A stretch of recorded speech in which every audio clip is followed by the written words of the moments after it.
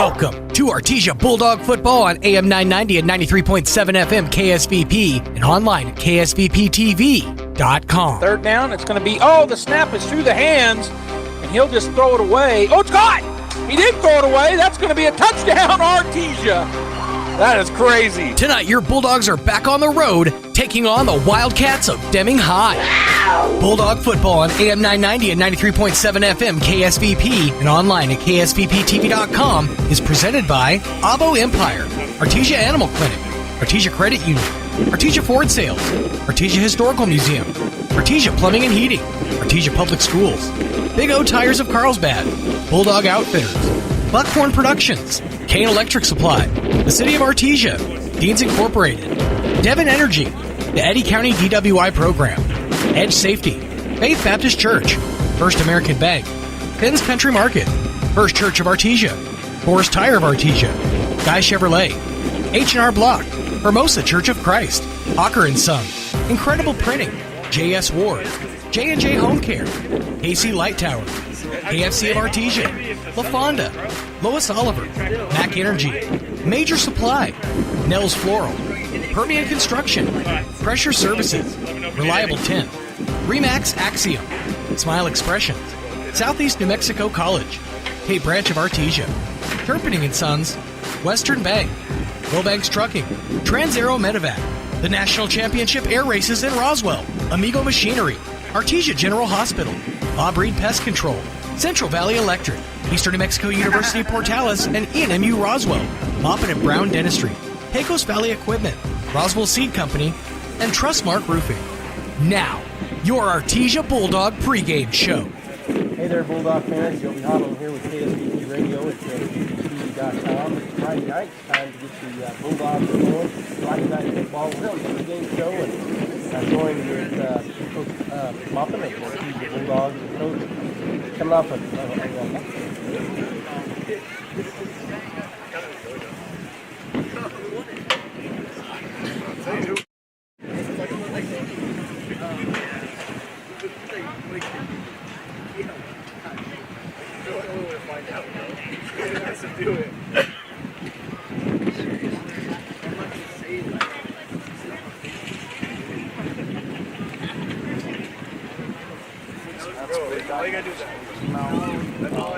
First play touchdown, got the onside kick, scored again. We're up 14-0, and then our defense kind of couldn't get going in the first quarter and kind of gave up some fourth down plays, third longs, and then the offense disappeared in the second quarter, and we struggled in the second quarter. We struggled in the third quarter. Came out though, our defense got several stops in the second half. It gave us a chance to get back in the game. We kind of got it going at the end of the third and had a good fourth quarter offensively. And then we gave up a big kick return.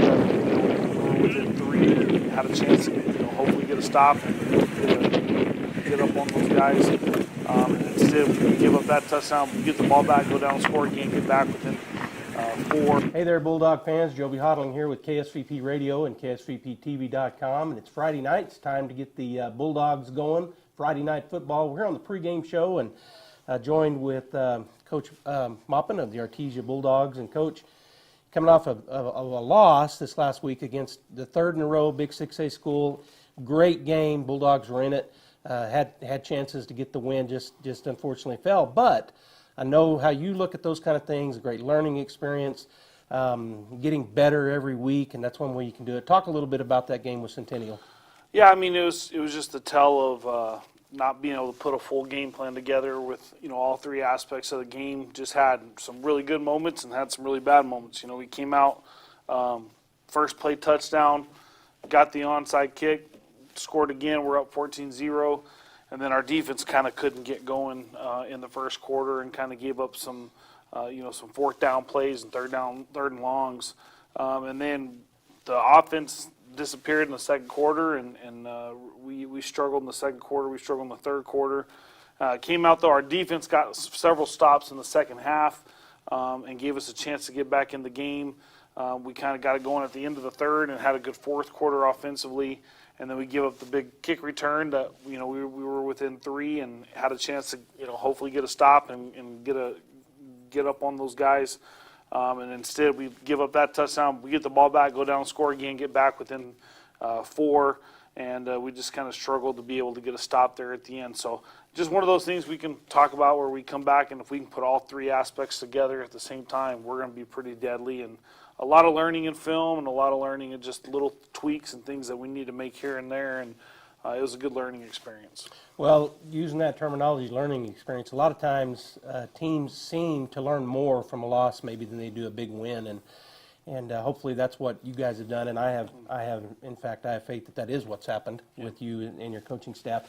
All right, well, let's talk about this week of preparation. You do come off of that big game against Centennial, and sometimes, not saying that's what happens with the Bulldogs, we very, very rarely see it, but sometimes there's a letdown, whether a win or lose, but a big game where you're really up, and you come into this game against Deming, probably on paper heavily favored, as if they've had a tough go of it this year. They lost a lot of folks who've been playing for them for maybe 3-4 years. And so on paper it looks like, well, Bulldogs should just win. But it's Friday night. These kids are kids, and you never know. So talk about your preparation as you go into a game like this. Yeah, I mean, immediately after the game last Friday, we talked about, one, I don't think we traveled real well and played just real mistake-free football at Deming. And so we get a chance to go. It's our longest travel of the year. It's our chance to go down there and start district off right. And that's the other thing is, the first season's over with. We don't, it used to be a little longer, but now it's 3 games. We got better, I think, each week. I think our fight from last week, too, like what I loved is that we never gave up that game. And really the fourth quarter, we were pushing hard against those guys. And so I really think that fourth quarter was kind of our chance to say, hey, look, there's still some momentum coming off of a loss that we got to continue this thing and go and just make sure that we start district right off. This team, even though they're struggling a little bit, like they're getting better every week too, and they're going to be a team that's going to be there at the end in 5A because Goddard just beat one of the better teams up north by quite a bit this last week, and so we know our district is going to be probably who we have to go through to win a state championship, and so that's why we want to start this thing all right this week, and I think our guys are prepared to get going. Before we wrap it up, Coach, speak a little bit to the fact that, or at least I believe it's a fact, that the Artesia Bulldogs have an X on them. Every team is looking to that game, and it seems year in and year out, every team plays their best game against us, against you guys. Just speak to that a little bit, and how you continually keep your players aware of that.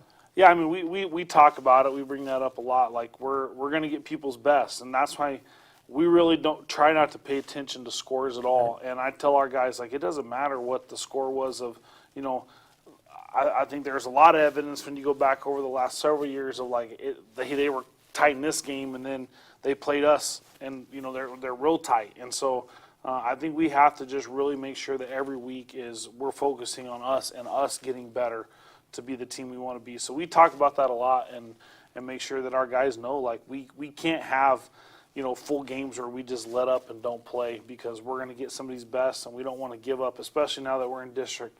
We don't want to give up a game that we should win. And so I think our guys are real focused, and I think we're pretty healthy and ready to go. All right, Bulldog fans, we're going to have Coach Montoya with the Scout Team Coach of the Week stuff, and then, of course, we'll have some Meet the Bulldogs before the game time. 7 o'clock, Friday Night Lights in Deming. Go Bulldogs. When was the last time you had some really delicious homemade ice cream? That long, huh?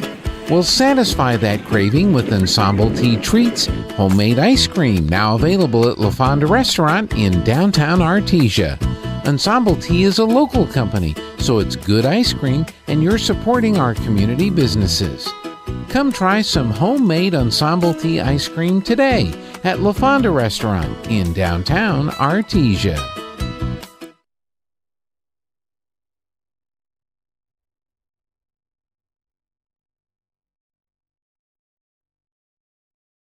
It's everyone's favorite time of the year. That's right, it's Chevy Truck Month at Guy Chevrolet Company in Artesia. There's nothing like that slight chill in the morning air and walking out to your dream truck sitting in the driveway. During Truck Month, Chevrolet and GM Financial are offering 2.9% APR for up to 72 months on all 2025 Silverado 1500 models. Our team of professionals are ready to help you become the envy of your neighbors. So come see us on the corner 1st and Main in Artesia or buy online at GuyChevy.com. For qualified buyers only, offer ends September 30th, 2025.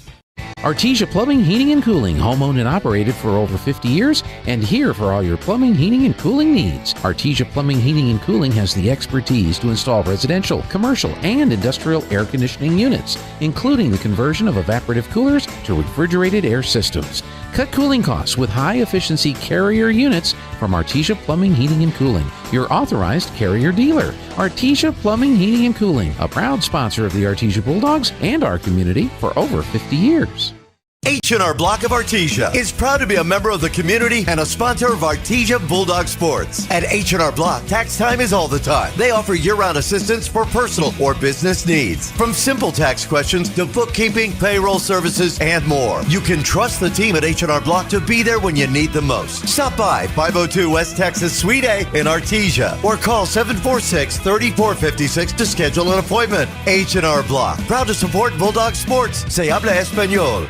Are you ready to make a difference in the lives of students and athletes right here in the City of Champions? Artesia Public Schools is now hiring school bus drivers for routes and activities. A CDL, background check, and drug test are required, but don't worry, we'll help you get your CDL. Join the team and drive our Bulldogs to success on the road and in life. Visit bulldogs.schoolspring.com to learn more. That's bulldogs.schoolspring.com. Drive the pride of Artesia. Kane Electrical Supply is your #1 distributor when it comes to the top-of-the-line inventory. Kane Electric carries name brands such as Appleton, Burndy, Fluke, Cooper Lighting, Hoffman, Phillips Lighting, iDeck, Klein Tools, and Square D. Kane Electric has your professionals and will assist you with any information you may have on electrical supplies. Kane Electric delivers on location too. Come by Kane Electric today in Artesia at 1911 North Roselawn. Wilbanks LLC and Wilbanks Trucking Services LLC has over 37 years of experience, from 1987 to 2025 in the Permian Basin oil and gas industry. Wilbanks recently divested out of the rig moving operations to focus exclusively on providing crane services to support the growing demand in the basin. Wilbanks continues to provide quality, expert, and performance-based services to a multitude of customers. With a fleet ranging from 60-ton to 350-ton cranes and locations in Hobbs, Artesia, and Odessa, Texas, we hope that you will consider our team for projects ranging from plant builds, compressor sets, to general site build. Please call us at 575-746-6318 to find out what we can do for you. Wilbanks LLC, your regional expert in the crane world.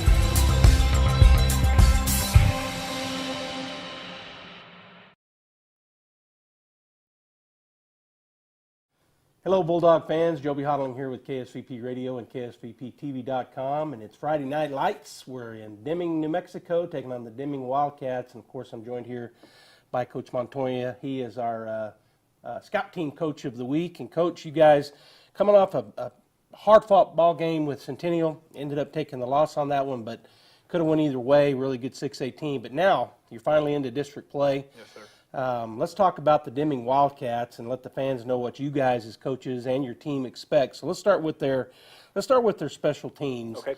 I know you guys are really focused on special teams. You're our special team coach, Yes, sir. I believe. Yes, sir.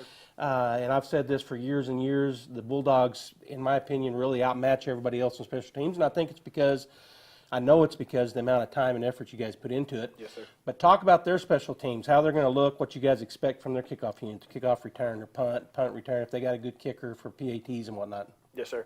So this is probably the first time in the last 3 years that I've done this that I'm honestly not too sure what we're going to see. They've, over the first 3 weeks of the season, have changed a lot of things. They're kind of searching. They've changed kickers. They've changed punters. They've changed the way that they return kicks. And so right now we're kind of just going off of what we saw last week. Their quarterback is actually kicking for them now. He's punting and kicking on kickoffs and on PATs. And so we think we'll see him. The last 2 weeks they haven't kicked the ball past the 40-yard line. They're looking onside or keep it short anytime that they can. And so we have our guys. We've adjusted our starburst. We've moved some guys around, done some different things to be ready for that without losing the ability to still be able to do any of that stuff we want to do out of the kickoff return. We think we have some great opportunities to make some big plays. A lot of new guys for them on special teams. They graduated a lot last year. That class they had last year was a group they've had starting, a lot of them for 3-4 years. And so, like I said, I think they're trying to find themselves, and the special teams has changed a lot over the first 3 weeks. Last year when we played them, they kicked it to us twice. We ran it back twice. And so, like I said, I've really been preaching to our kids to be ready for something different, something short, because I don't see that happening. So, like I said, a lot of new guys for them. But I really think, like you said, we spend a lot of time on special teams. And I think we have an opportunity this week to make some plays. Well, you said it, and I was going to speak to it, but they've lost a lot of their players. Yes, and sir. as you said, a lot of them have been starting for them for 3, some of them even 4 years. Yes, I think sir. their quarterback maybe was a 4-year starter as a freshman up through his senior year, and he's gone now. But one of the things that allows us, especially on our kickoff return, is if they're going to kick it shallow, we're going to get great field position. Agreed, yeah. If they're going to kick it deep, good chance we can run it back. So Yes, sir. that's what we do on special teams. All right, let's move over to their defense. Talk about the expectations, and it may be similar to what you just said about their kicking team, but what you guys think you'll see in terms of how they're going to face the secondary, in their secondary, what you're going to see in their front 7 or front 8, or what your expectations are, and then talk a little bit about their team speed, their size, and maybe if there's got guys going both ways. Yes, sir. So one thing that, to hit off the last point that they've done well the last couple of years, they're trying to platoon and do some things that we do down here. So they're starting a lot of young guys. 3 freshmen starting for them this year, a couple on defense. And so the strength of that defense is their defensive line. They have a couple guys back from last year who played for them some. But all the skill positions, the secondary guys, not all the linebackers, but all but one of them are all brand new guys. And so we expect them to give us a bunch of different looks. We can see we've practiced all week. We've practiced against the 4-2, against the 50, and then against the monster. And so they do a good job of trying to make some different looks at you to make you kind of have to think and adjust. The good thing is we have some pretty good guys on offense who can see some things out there and help us adjust in those situations. As far as team speed, not like they've had in the past, man. It seems like every year Deming has 1 or 2 guys that can just absolutely fly. They do have some good speed, but not those guys they've had in the past that can cover it from sideline to sideline at that safety position. So definitely want to take advantage, being able to run the football, spread the ball around to our guys, and let our playmakers make plays. All right, let's talk about their offense. They do have a new quarterback. Yes, he sir. was a threat the last 4 years, their previous one. But Yes, let's sir. talk about their total offense and what we're expecting. The word that Coach Rodriguez has used the whole week for them is balance. They've been very balanced in the past. They've been run heavy, run the ball, power run game with that quarterback they had and some of those big linemen from the last couple years. They're trying to throw it a little bit more this year. They're trying to run some RPO stuff. And so he has our guys ready, not to be simple on the defensive side, but be able to do our stuff that we do well. And so the way that he talked about, even when we did scouting report for the quarterback club, is our best against their best, and we like our chances. And so we're going to do a good job of making them have to earn every yard that they get, have to make sure that our guys go through and see what they're doing. But again, just keeping it simple for our guys on the defensive side. All right, Bulldog fans, we're going to have some Meet the Bulldogs coming up here on the pregame show. And then, of course, at the top of the hour, 7 o'clock, live from Deming, Bulldog football. Go Bulldogs. I was reading an article yesterday by a gentleman by the name of Rich Bitterman, and this was in light of what happened yesterday in Utah. And he was talking about how Paul makes the comment in Romans, who shall separate us from the love of Christ? And Paul goes on and says that it's not going to be tribulation or distress or persecution or famine or nakedness or danger or sword, that all of those things have already been conquered based off of Romans chapter 8. And so that means these things. That means bullets don't win, or slander, or prison, or death. None of those things win. See, we can lose everything in this world and still walk into glory with our head lifted high, because Jesus has already conquered. There are 2 worlds unfolding right now, the one you see and the one you don't. God is in control. I know without a shadow of a doubt, God is in control. Do you know this God? If you don't, come visit us at the Hermosa. Hocker & Sons of Artesia, a company specializing in excavation and construction, is proud to support and provide construction services to the people and businesses of Eddy County and the surrounding area. With their expert knowledge of the industry, Hocker & Sons is well equipped to offer top-level service and professionalism to all oil field businesses, commercial and private parties with excavation and construction needs. Call Hocker & Sons today at 575-365-3175 or visit their website at hockerandsons.com. Go Bulldogs! Across the state of New Mexico, different journeys will begin. And when their journeys unite, together will become one experience. Our campuses across New Mexico in Portales, Roswell, and Ruidoso come together to provide you the support as one family. We are one family that share one goal, one opportunity at a time. We are one Eastern. Looking for power, performance, and a whole lot of game day style? Come to Major Supply, your one-stop shop for industrial goods and outdoor gear. With the brands you trust, Milwaukee, Rigid, and much more. Built for the job site and tough enough for any task. And when the work's done, gear up for game day with team apparel, sunglasses, and all the sporting equipment you need to play hard and cheer harder. Tools, threads, and everything in between. Stop by today at 1808 South 1st in Artesia or check them out online at MajorSupplyLLC.com. Did you know Artesia Ford now offers mobile service? That's right, we come to you. From fluid and air filter changes, battery and wiper replacements, low tires to diagnostic scans and software updates, Artesia Ford's mobile service makes light maintenance easy and convenient. Call Stephen Chavaria, your mobile service manager today, 575-746-3578 to schedule your visit. Limited services and distances apply, so don't wait. Get service on the go with Artesia Ford. Hey Artesia, gear up in style at Bulldog Outfitters, your one-stop shop for all things Bulldogs. Under new ownership, Bulldog Outfitters has got you covered. Show your Artesia pride with gear that stands out, from t-shirts to hats and everything in between. Our team can make your ideas come to life. Open Tuesday through Friday, 10 to 4:30 at 1409 West Main in Artesia. Custom orders? Call 575-736-4951. Bulldog Outfitters. Shop local, support local, and let's go Bulldogs. Dean's Inc. of Artesia provides a superior choice for all your electrification, communication, and supply needs, with a vision to be the premier industrial electrical service provider in New Mexico and West Texas, providing unparalleled quality in supplies and service with highly skilled and conscious personnel. We pledge to our customers to exhibit the utmost in integrity and reputation while providing superior quality in all we do. Dean's Inc., located at 409 Commerce Road or online at deansinc.com. Welcome back to the Artesia Bulldog pregame show. It's now time to meet your Bulldogs. My name is Joshua Zamora. I'm a junior, graduate 2027, linebacker. My parents are Alice and Albert Cervantes. My favorite subject is science, and my favorite thing about being a Bulldog is the dog pile. My name is Jonathan Chavez. I'm a junior. I graduate in 2027. I'm a corner. My parents are Angela and Tony. My favorite subject about school is math. My favorite thing about being a Bulldog is the dog pile. My name is Edovia.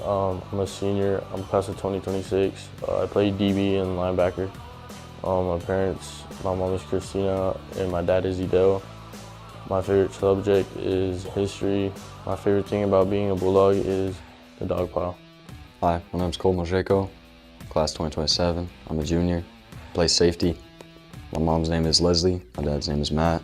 My favorite subject is history. My favorite thing about being a Bulldog is the intensity. Hello, my name is Noah. I'm in class 2027. I'm a junior. My position is two-back. My parents are Gabriel and Catherine. My favorite subject is history.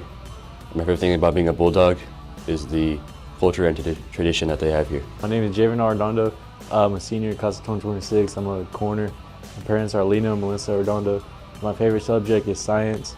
Favorite thing about being a Bulldog is the culture that we have here. My name is RJ Escadeño. I'm a junior, class of 2027. I play safety. My parents are Kim and Adam Escadeño. My favorite subject is English. My favorite thing about being a Bulldog is the energy we bring. That's your Meet Your Bulldog segment for this week. Pre-game show continues right after this. Sometimes that dog barking is an Artesia Bulldog preparing for victory. Most of the time, however, it's probably just the family pet asking for attention. Artesia Animal Clinic provides a full range of services for just about any size pet or animal. Our new clinic has been expanded to provide better quality of care, including an in-house laboratory, radiology, surgery, herd health, and more.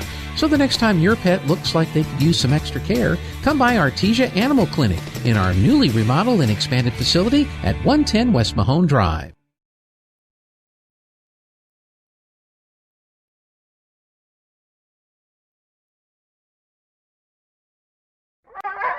Sometimes that dog barking is an Artesia Bulldog. The Artesia Historical Museum and Arts Center now has their very own website. Visit artesiamuseum.org to stay up to date on events and exhibits. Look through historical photos of Artesia, submit research requests, and more. For information, please call 575-748-7345. Stop by the Artesia Historical Museum and Arts Center at 505 West Richardson Avenue or online at artesiamuseum.org. Open Tuesday through Saturday from 9 to 4. This ad paid for by Artesia Lodgers Tax. Has there ever been a time in your life where you told God no? I know there has been in mine, and I've regretted it every time. My name is Robbie Ballou, and I'm the senior pastor here at Faith Baptist, and I'm going to invite you to come join us this Sunday at 10:30 as we're going to say yes to God in 2025. Hi, my name is Josh Howard. Hi, my name is Nate Alanis. And we're the student pastors here at Faith Baptist Church, and we would love to invite you and your friends to join us here on the porch. Every Wednesday at 6:15 p.m. we're going to be up here worshiping together and learning together, and we hope to see you guys up here next week. Go Dogs!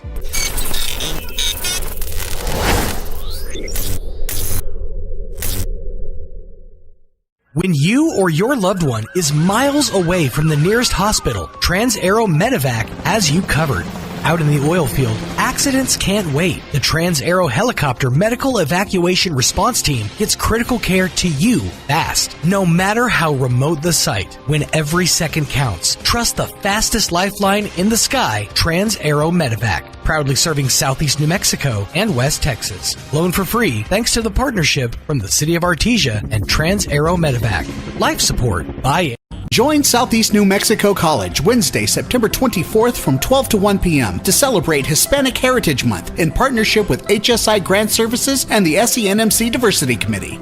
This year's guest speaker is Zeta Hernandez, the Space Latina. Hernandez is a Latina space engineer and children's book author, currently working at NASA at Johnson Space Center. She is a passionate advocate for space and STEM, believing that space isn't just for astronauts, but for everyone. This special event is free and open to the public. Looking for professional window tinting services? Look no further than Reliable Tint in Artesia. Located at 1502 South 1st Street, they specialize in auto and residential window tinting, as well as glass replacement for windshields, side and rear glass. But that's not all. They now offer advanced technology, rock chip, and crack repair, ensuring your vehicle stays in top shape. Open Monday through Saturday, Reliable Tint is here for all of your tinting and glass needs. Call them today, 575-616-9163. Reliable Tint in Artesia, where quality meets reliability. Devon Energy is now hiring in the Permian Basin. As one of the country's largest independent producers of oil and natural gas, we have exciting opportunities for people with a variety of skills and experience. We're looking for people in the Artesia community who work with integrity, dedication, and innovation. Seize this opportunity for competitive pay and comprehensive benefits. Start your career with Devon Energy today. Apply at careers.devonenergy.com. Devon Energy. Commitment runs deep. Go Bulldogs.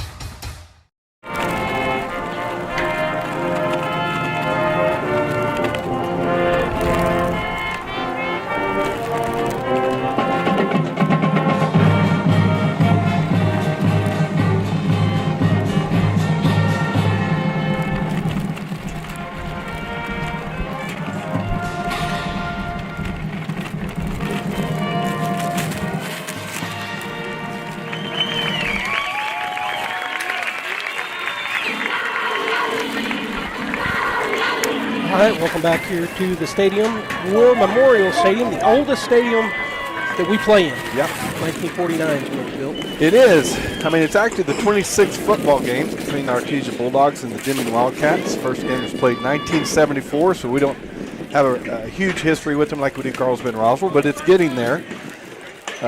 We come in tonight, Joby, Artesia defeated the Wildcats in 2001 quarterfinals, 54-13, 2020 semifinals. We met in the playoffs, 49-12. And then 2013, the Deming defeated the Bulldogs for the very first time. that year, 21-18. So it's interesting. Deming comes in tonight, first district game, 0-3, having lost to Alamogordo, close game, 29-16. Morgan Mountain, another close game, 26-22. And Silver, they lost 41-14.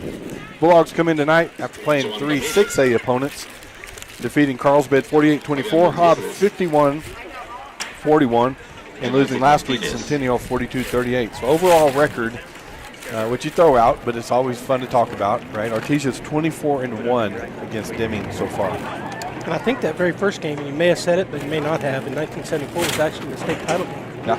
And we won 23-0, if I remember right. So we've had a history with them. We've played them in the playoffs. We've even seen them in a state championship game. Right now, if you're watching online, you see this. You see out there they're getting ready to call the flip, Bulldogs and the Wildcats. And it looks like Deming won the toss, so let's see what they decide to do. They're going to defer, so it always plays in our favor, it feels like, when teams defer, Robbie. But thanks for tuning in here. KSVP Radio, AM 990 and FM 93.7, KSVPTV.com. We're on Facebook and YouTube, as always, KSVP Radio and KSVP TV.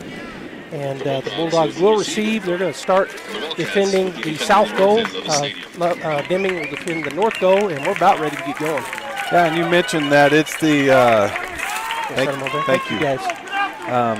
It's the oldest stadium that we get to play in, but I believe it's also the only grass stadium that we get to play in also. Yeah, I think you're right, only grass stadium. So, all right, so the Bulldogs coming off the field, Deming going off the field the other direction. They're going to huddle up around Coach Moppin, talk about it for just a second, and we're about ready to go. So at about 6:06, the announcer came on. The teams weren't out yet, but he came on, so we're under a 30-minute lightning delay. As Robbie said, we were coming, and he came from, well, the same direction, but came in two different vehicles. But we both came through that storm, pretty good rainstorm out east of here, and it's kind of showing on the radar all around Deming. So my parents came over, Bradley and I, and we were talking about it, hoping not to have a delay. And then as soon as we got here, we were setting up, and we're going to have a 30-minute delay. Of course, nobody was on the field yet. Very few people here at 6:06. But it's kind of cleared off. Again, if you're watching online, beautiful evening here. We've got a nice breeze kind of blowing through a press box. And I'm looking forward to some good football. Yeah, absolutely. The Bulldogs are special teams going out there. It seems that most teams will defer if they win that coin toss. I think their mentality is they want to get the ball to start the second half. I don't know. I've never gone and asked them the coach why they do it. I'm making that up. It sounds good. Yeah. They just want the ball second half, and if they can come out and stop our offense, they get the momentum right away. Yep. And it's a tall order for any team to stop our offense, but you're right. And then, we saw it we've actually seen it against Hobbs and against Centennial, where they got to stop, they scored, and then they got the ball coming out in the second half. Yes. In both cases, our defense rose up. They didn't allow them to score in their first series in the second half, so it wasn't a two-score swing. But that's always a possibility when you defer, and then you score last in the first half. You get it coming out in the first and the second half. You got number one about to kick off for the Wildcats, Max Allison. And I think he's probably the quarterback, Allison.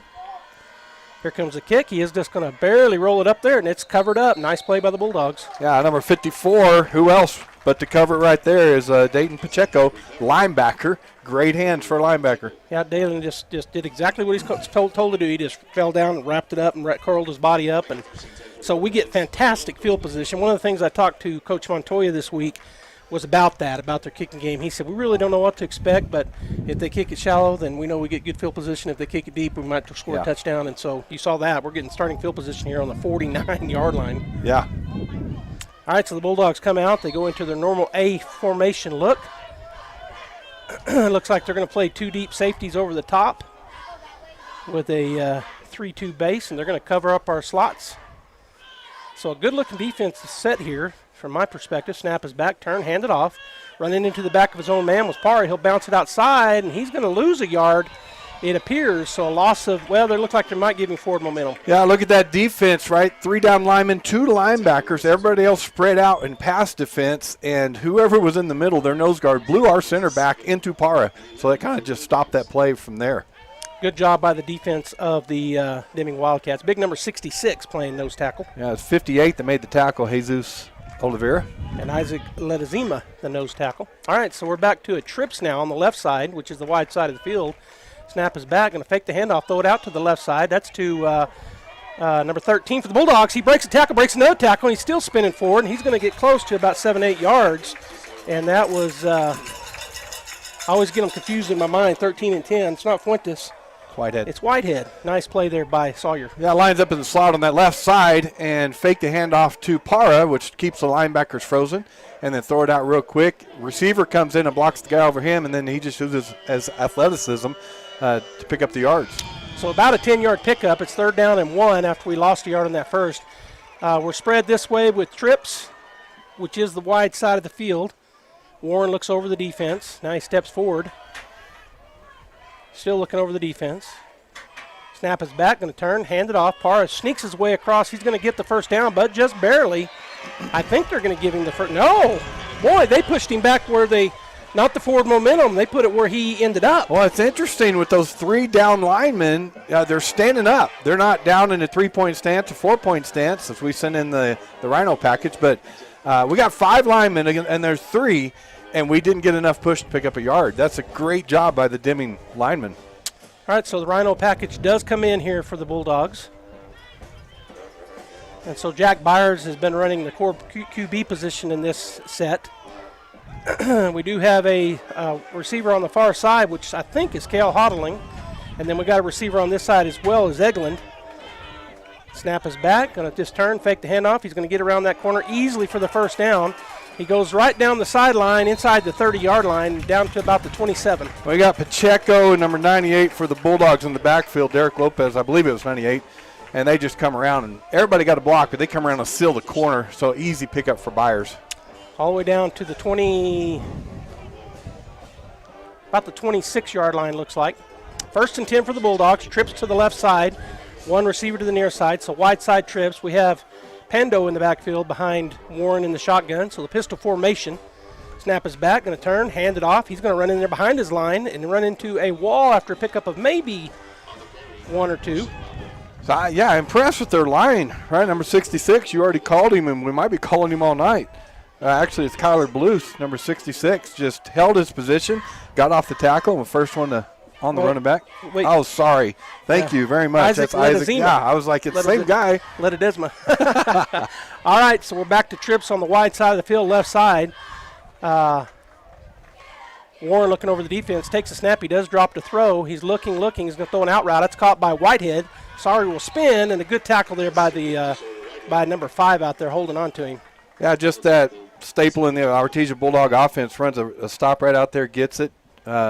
Vincente Chacon makes the tackle. So a pickup of about 5. It'll be or about 4. It'll be 3rd down and 5, a long 5, as the Bulldogs break the huddle. Ball about on the 21-yard line. It looks like. Hard for me to tell. Warren trips to the right side. He's looking to that side. He's got a man wide open, and that's a touchdown. Artesia Bulldogs, Jet Fuentes. Yeah, they got the 2 deep safeties, so they split the safeties. The line did a great job, formed a pocket for Warren, and then Jet Fuentes just goes right down the middle of the field, hits him in the end zone for the first score. All right, so the Bulldogs going to line up in swinging gate for the first time this season, as we'll see if they come out of it or not. Bring a man in motion. That's Hodling. He's going to line up over here on this right side. Now they're going to swing out of it. They better hurry. They're going to run out of time. We don't have the clock here to look at, the play clock, but I know it's been counting. So Deming is setting up, getting ready. Snap is back, hold is down, kick is up. And the kick was good. So with 8:27 to go here in the first quarter, the Artesia Bulldogs lead the Deming Wildcats 7-0. We'll be back in 30 seconds.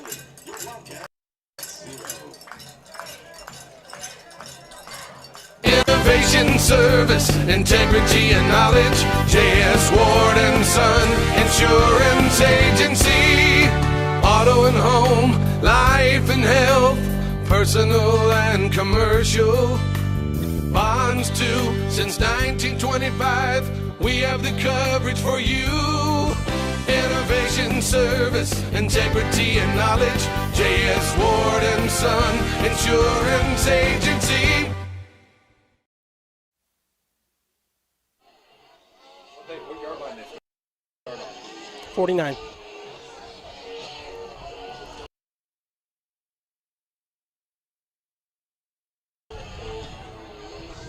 All right, welcome back here to War Memorial Stadium. The Bulldogs lead 7-0. This Artesia scoring summary brought to you by Artesia Ford Sales. You'll score winning deal when you go see Robbie Burgess down Artesia Ford Sales. Bulldogs went 49 yards, capped off by a touchdown pass to Jet Fuentes from Warren. Here comes the kick. We're going to kick it kind of pop-flied in the middle of the field, going to be caught at about the 17. Just a straightforward wedge. Bulldogs were there, and he kind of breaks the first arm tackle, and he'll get out to the 30-yard line. I believe it was number 7 running the ball. Anthony Munoz, running back, senior, 5'10", 145, caught that and just headed straight up the field. Good coverage by the kickoff team, stayed in their lanes and converged on him. 3 Bulldogs in on that tackle.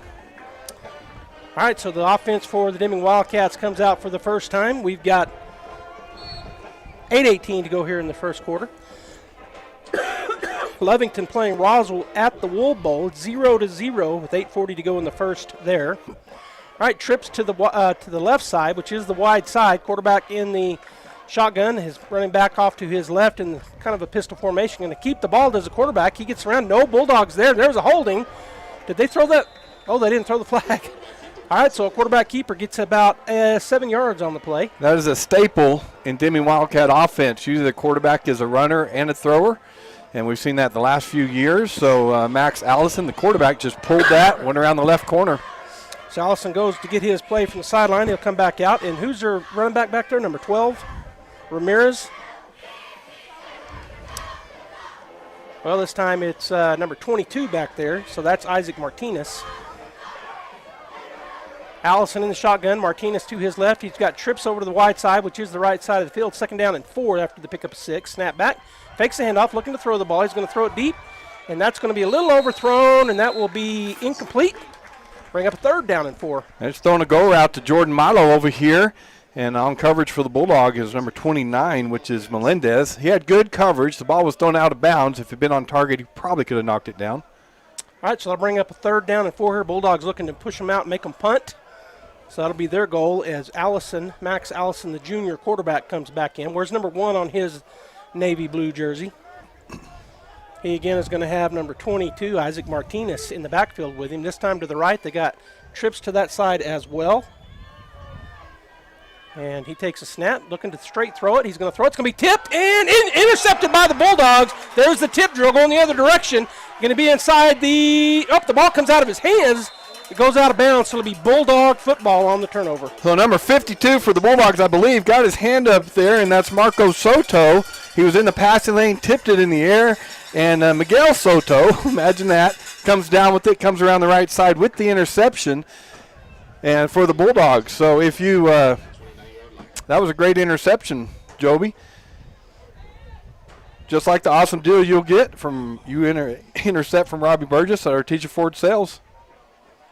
All right, so Bulldogs get the turnover. They start on the 29-yard line of Deming. Can have the A formation look, a slot and a wide out on either side. They do have 2 safeties deep. Snap is back, going to turn, hand it off to Parr. He cuts back, makes a man miss. He's going down the right side. He just puts his shoulder down and runs forward. Gets about 12 yards on the pickup. Parr just sets him up perfectly, doesn't he? He runs right at him, and then he goes lateral so quickly. His lateral movement's so good, he leaves the defender standing there. He did that twice on that run before he ran into the sideline, had nowhere to go, so lowered his shoulder. Marufo, number 9, makes the tackle. All right, we're going right to the ball and hand it off to him again. He's going to drag through through a tackle. Picks up probably 5 yards on that carry. That's Vince Chacon for the Deming Wildcats. That time he just lowered his pads lower than the guy trying to tackle him and ran right through him. All right, we've got 6:48 and counting here in the first quarter. Bulldogs threatening again. A formation look. Parr up behind Warren in the shotgun pistol formation. Snap is back. Warren's looking to throw the ball. He throws it to, and there's a catch. Come out. They're going to call it incomplete hodling. Boy, he got grabbed onto before the ball got there. He still almost pulled it in, but it was knocked loose. Yeah, I had 2 guys on him, kind of bracketing not a traditional bracket, but they got 2 guys on our slots. So as soon as that hit him, 2 guys were hitting him and knocked that ball out. Trying to bring up a 3rd down and about 3. Again, a slot and a wide out on either side. This time it's Pando in the backfield in the pistol formation. Snap is back, going to drop to throw it. He was looking for the handoff, nobody there, but Warren's going to go in for the touchdown. Artesia Bulldogs. Derek looked like he was looking for the draw, miscommunication. He just takes the quarterback draw. Yeah, you act like you're going to pass, and then your running back just delays, and then he comes and takes the handoff. When he turned around to hand it off, he wasn't there. Barr was gone. Pendo. Oh, yeah. Pondo, yeah. Oh, Pando was back there that time. Okay. Yeah, but anyhow, he was gone. But a heads-up play, right? You always told your quarterback, broken play, just go pick up what you can. He got a touchdown. All right, the Bulldogs swing out of the swinging gate. So the second time we've seen it this year. It's 6:29 to go here in the first quarter. Bulldogs lead 13-0 as they line up for the normal PAT look. Snap is back, hold is down, the kick is up. And the kick is no good. Said it was off a little bit left, so at 6:29, it's 13-0. Artesia, we will again take a break. We'll be back.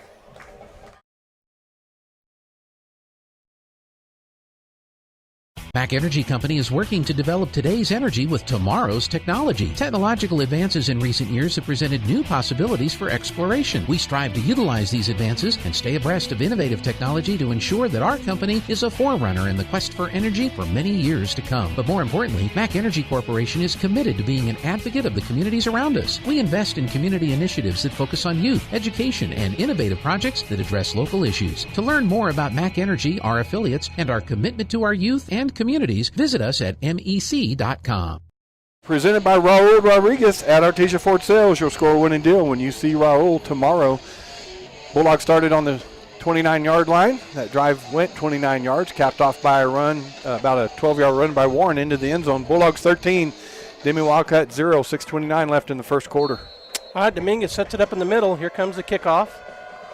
Going to pop fly it over to the right side. Coming up and making the fair catch was number 12. And then he took off running after he had already fair caught it, but no harm, no foul. It'll be first down for the Wildcats. I think he got a little nervous. Yeah. Because Braden Franklin, number 30 for the Bulldogs, was flying right at him, and so he took off, just kind of missed him. So, yeah.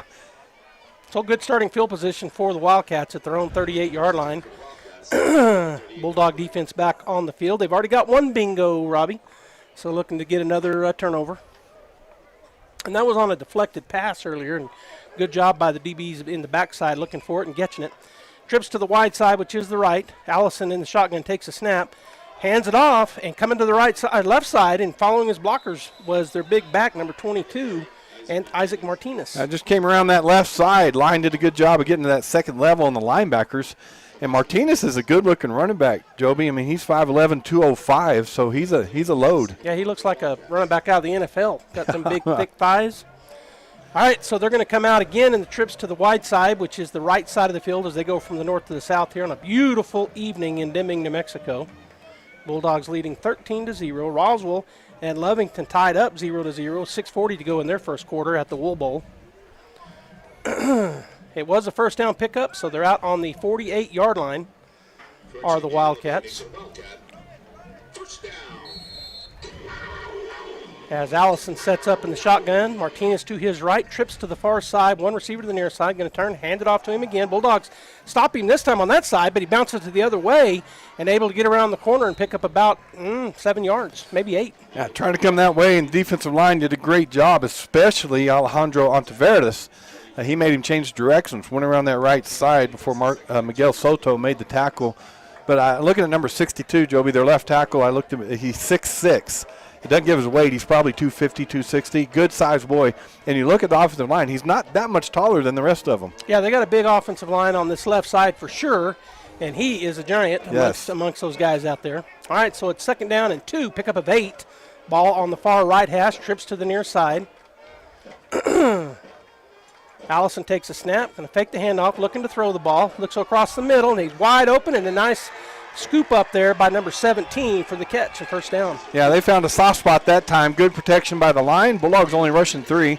Linebackers falling back and found Brian Labato open over the middle for a good pickup. A little bit underthrown, or might have been going for a while. Good job coming to it and making the catch. Big pickup there for the Wildcats. Ball on the Artesia 28. Trips to the left side. Allison looking over the defense. Snap is back. Turns and hands it off. Bouncing outside is Martinez. Goes under one Bulldog would-be tackler, and he picks up the first down to about the 20. And that's that old pull the backside guard and tackle, go around the right side, and sealed off that side before the Bulldogs. Number 21 was over there first, Tootie McNeil, and then he got some help by other Bulldogs. We got a white hat timeout here for a player, looks like. Maybe an equipment error or something, but we're ready to go. Rolls the clock, 4:12 and counting, as Deming is threatening here in the first quarter. Score 13-0 Bulldogs. Still 0-0 Roswell and Lovington. They've got 3:58 and counting in their first quarter. Trips to the left side, which again is the wide side. That's been their deal so far, Robbie. They put trips to the wide side of the field. Snap is back. Number 12 is in there. He's got a gap. He gets through it before he's tackled in the backside by number 52 for the Bulldogs. That's just a change of pace for the Deming Wildcats. Ramirez comes in as the running back, and he's a lot quicker than number 22 is, which is the Martinez. So he showed some shifty moves in there before he got tackled by, I believe, it's 52 for the Bulldogs, Soto. So first down at the Bulldog 20-yard line. Ball on the right hash as they go from the north to the south here. We're down to 3:44, and it's not running. I don't know why he's trying to get them to run it. The Whitehead is. All right, so quarterback Allison takes a snap, turns, fakes it. He's going to go around the left side. There's that hold again. Good open field tackle there by the Bulldogs. So they pull the right side guard and tackle. They fake the run to the right, throwing the keys off for some of the linebackers, trying to anyway. And then it took so long to develop. Marco Soto came behind him and caught him. It looked like he could have got around that corner, but he's not outrunning Soto tonight. All right, so he picked up, looks like about 2 yards. Sorry, Miguel Soto. So it'll be second down and 8 for the Wildcats as we're down to 3:05 and counting. Mind your way right here. You're good. He's going to be back there. It's number 1, Allison, in the shotgun by himself. Bulldogs have a straight dash at him, run him out of the pocket. He's looking back across the field. Boy, and he caught it down there and gets in for the touchdown. Boy, I thought that might get a pick, Robbie, because he threw it behind his body, but good play. That was a great play. We broke free in the backfield, and by that, Alejandro Ontiveros was back there. He felt it. He rolled out to his right to get away from the pressure, and then he kept his eyes down the field. He didn't even try to run it. And then he found Anthony Munoz, number 7, and he dove into the end zone. So the score was a good one for the Deming Wildcats. The score now 13-6 as they line up for the traditional PAT. And the clock is running, but I don't know that it should be unless they didn't start it on time a while ago. I think that might have been what happened. I see the white hat looking. He's going to tell them when to stop it, apparently.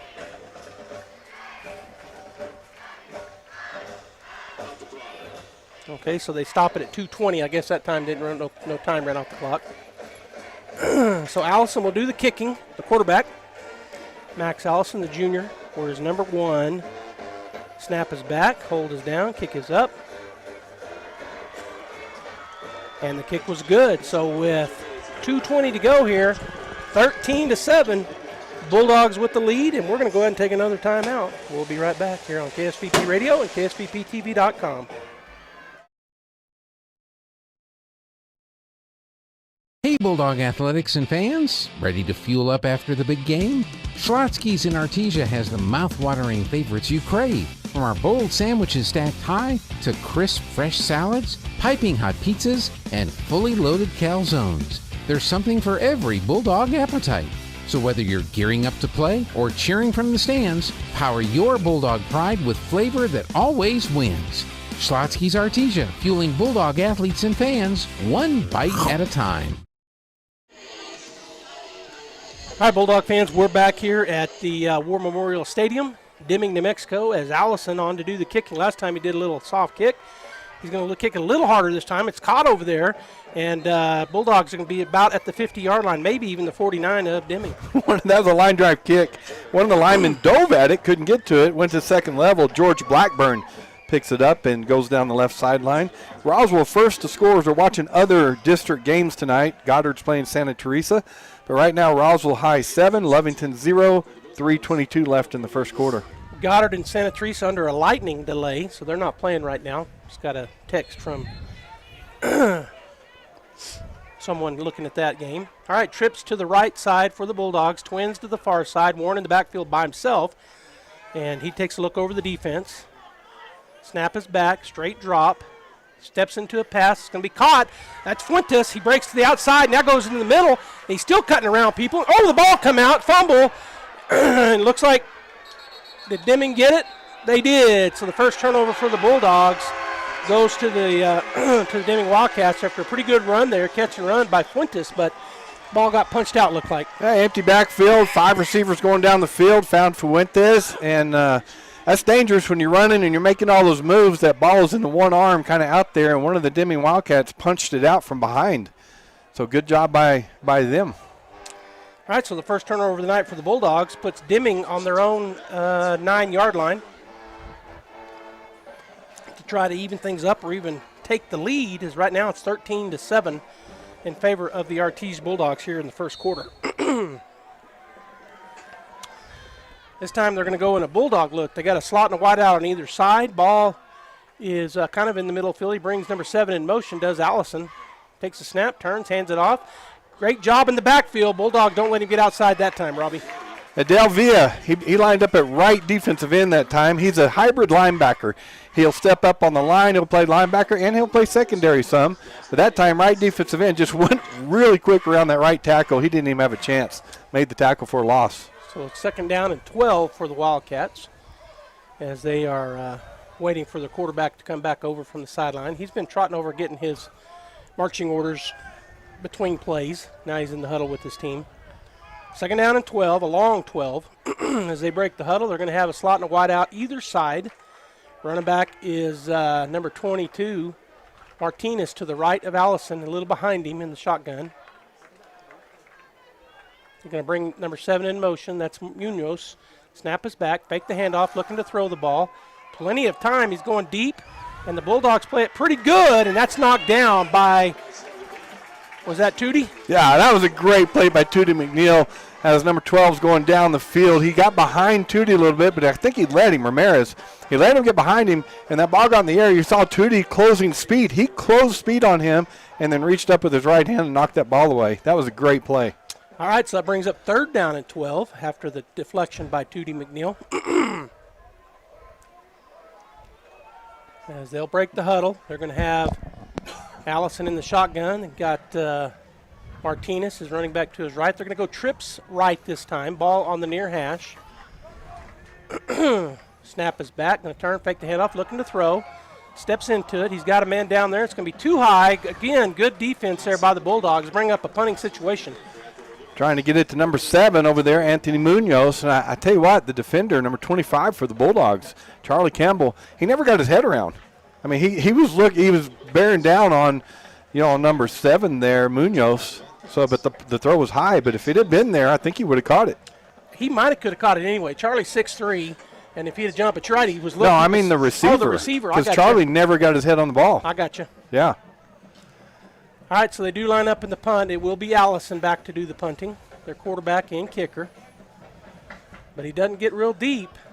He's only about 5 yards deep in the end zone. Snap is back. Bulldogs come after it, unable to get there, but it is going to be returnable. So it's caught, and up the field goes the Bulldogs to the outside left side. Cuts back, and he's going to be down about the 10-yard line, and that was number 33, I think, for the Bulldogs. Yeah, that's Adele Villa. Again, just a kind of a line drive kick, so it got down there pretty quick. Got some Bulldogs in front of him, and he moved it back down. Boy, that's a huge defensive stand for the defense after the fumble, and to hold him, 3 and out, and then this field advantage here for the Bulldogs. So they will start at, looks like right at the 10-yard line. Ball on the left hash as we're going from the south to the north. Really wide split over here for Eglin. He might be running that. They're going to get on his inside, though, try to cut out that. He could just go for the fade route. He's going to bring a man in motion. Snap is back. Going to turn, fake the quick pitch. Run into the right side. Going to throw it.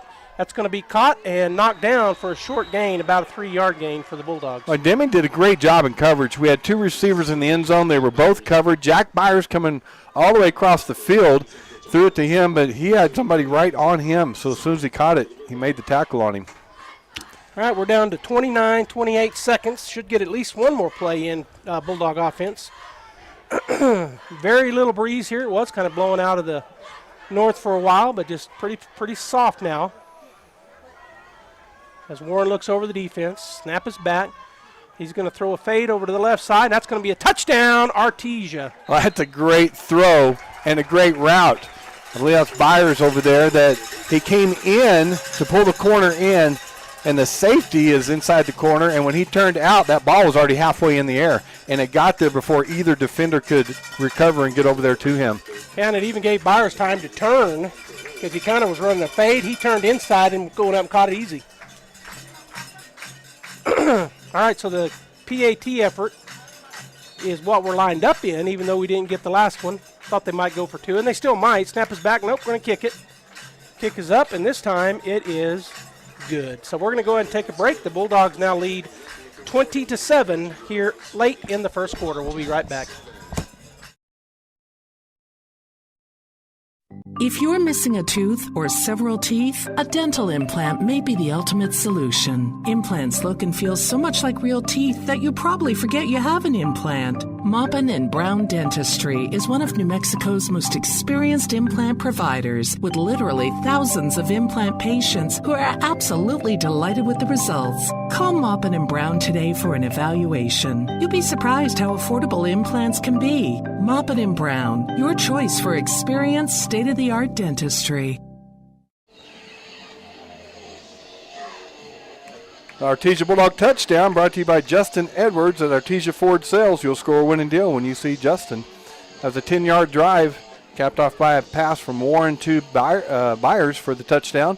Bulldogs now lead 20-7 after Dominguez's kick was good. 7 seconds left here in the first quarter. All right, Dominguez lines it up on the X. Ready to go. We've kicked it somewhat deep, and we've kicked it kind of shallow. We'll see what he does this time. Going to kick it deep. Going to drive the return man back to about the 5.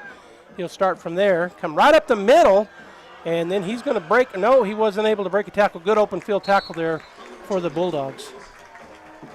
As Munoz caught that deep, as you said, and then he just took off up the middle. He wasn't going anywhere else. He wasn't looking left or right. And coming across the middle there, I believe, was number 85 for the Bulldogs, Fernandez, that made that tackle. He did, and it was a good open field tackle. It's going to be at their own 31-yard line, and they'll get at least one play in here with 1 second to go in the first quarter, and then we'll swap ends. 7-0 Roswell over Lovington with 2 seconds on their first quarter clock. All right, Allison looking over the defense. Snap is back, turn it, hand it off to Martinez. He's to the right side. He's going to be cut back and cut down after maybe a pickup of 2, and that will end the first quarter. So we're going to take a 30-second timeout. When we come back, we'll have the second quarter action as they flip field.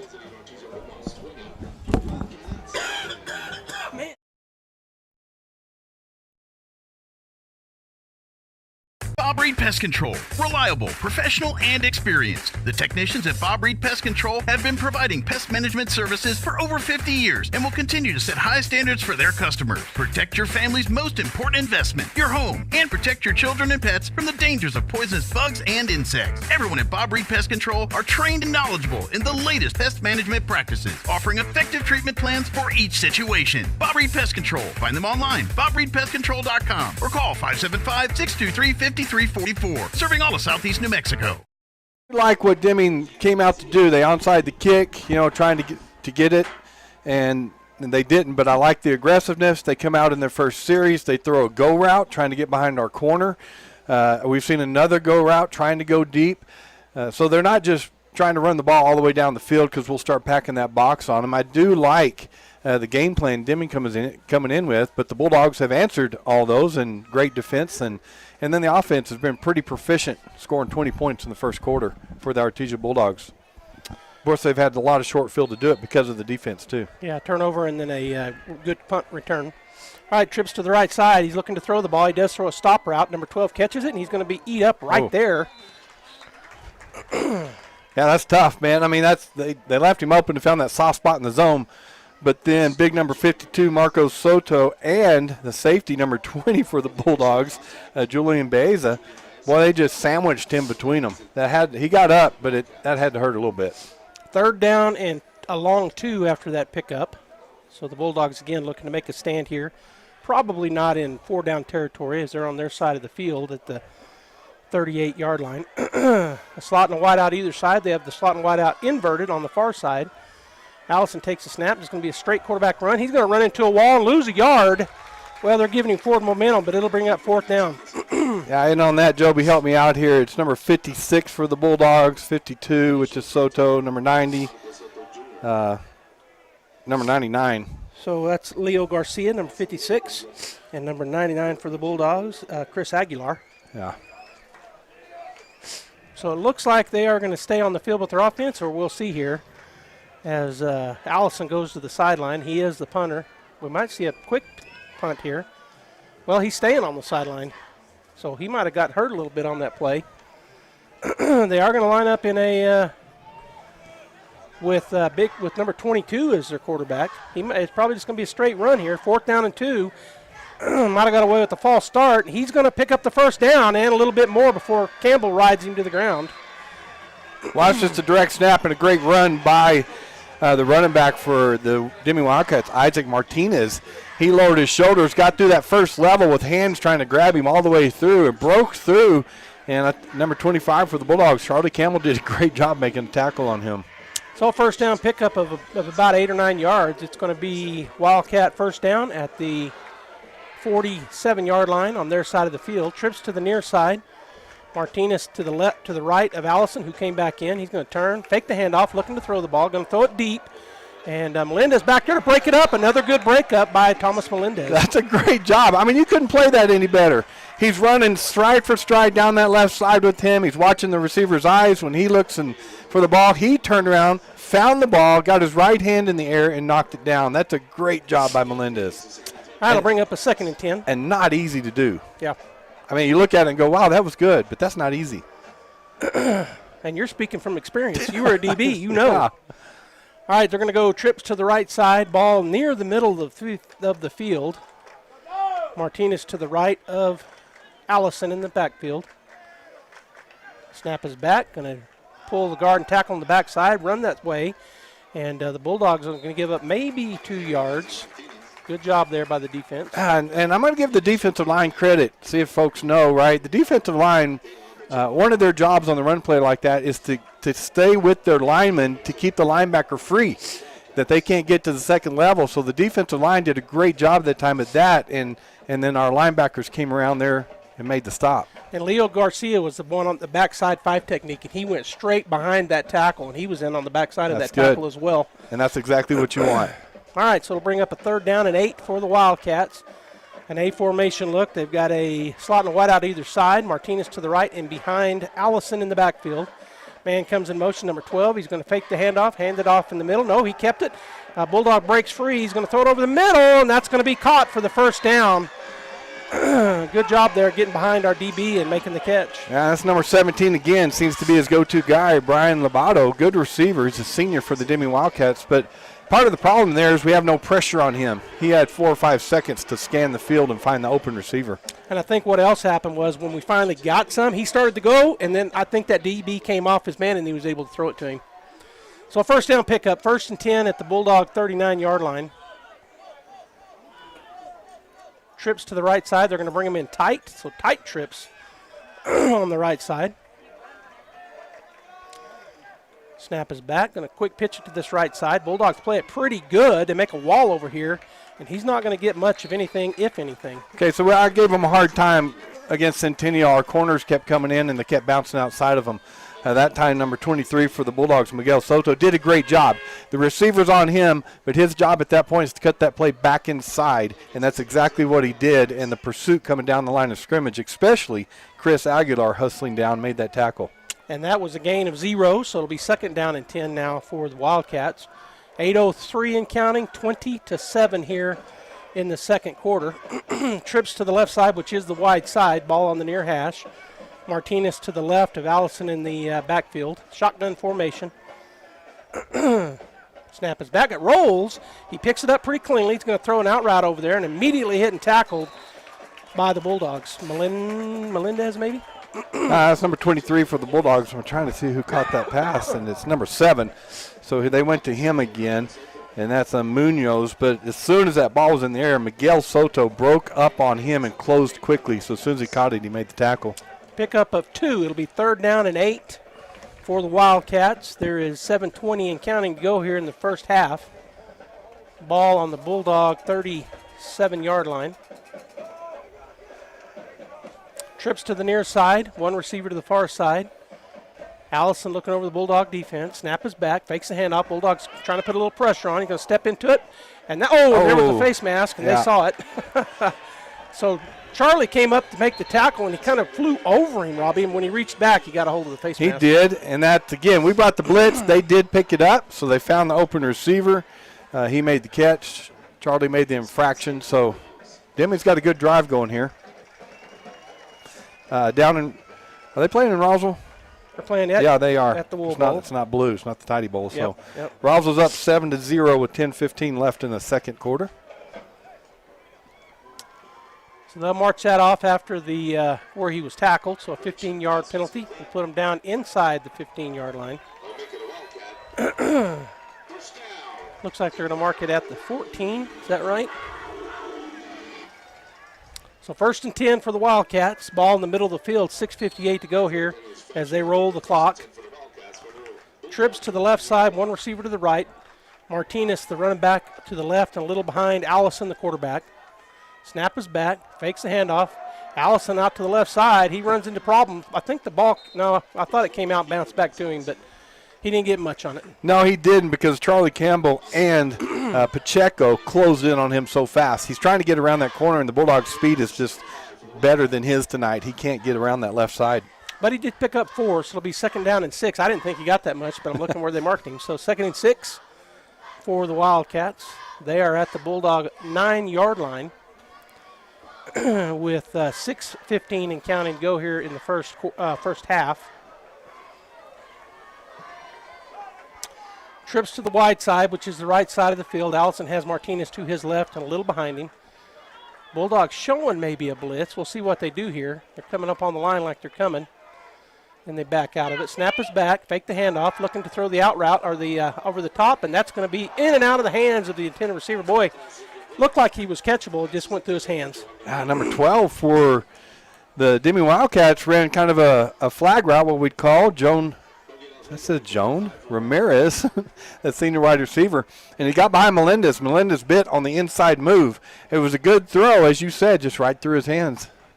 So that'll bring up 3rd down and 6 at the Bulldog 9-yard line. 5:52 to go here in the first half as Deming's quarterback over talking to his coaches. Actually, 2 or 3 receivers over there with him. I just checked that again. It does say Joan, so if that's wrong, it's Max perhaps. Yeah, and I'm pretty sure it's probably wrong, I would think. Calling Ramirez. Yes. All right, here we go. Trips to the right side, ball on the left hash. He's going to be empty backfield, and they got their big man back there at the quarterback position. Number 22, Isaac Martinez, snap is back. He's going to fake a handoff, run up the middle, and he's going to be tackled short of the yards to get. So it'll be 4th down and short. Alejandro Ontiveros didn't buy that at all. He's got a responsibility, and that was quarterback. And he didn't hand it off to number 12 going across. Tried to go up the middle. Ontiveros makes the tackle. Looked like he picked up about 1. It's going to be 4th down and 4 at the Bulldog. Well, now it says at the 9. I thought we were on the 9-yard line a while ago, but maybe he just picked up 1, so I guess it was 3rd and 5. Long time getting the play in. They may have to call a timeout here. I'll watch that back judge. He hadn't started counting yet.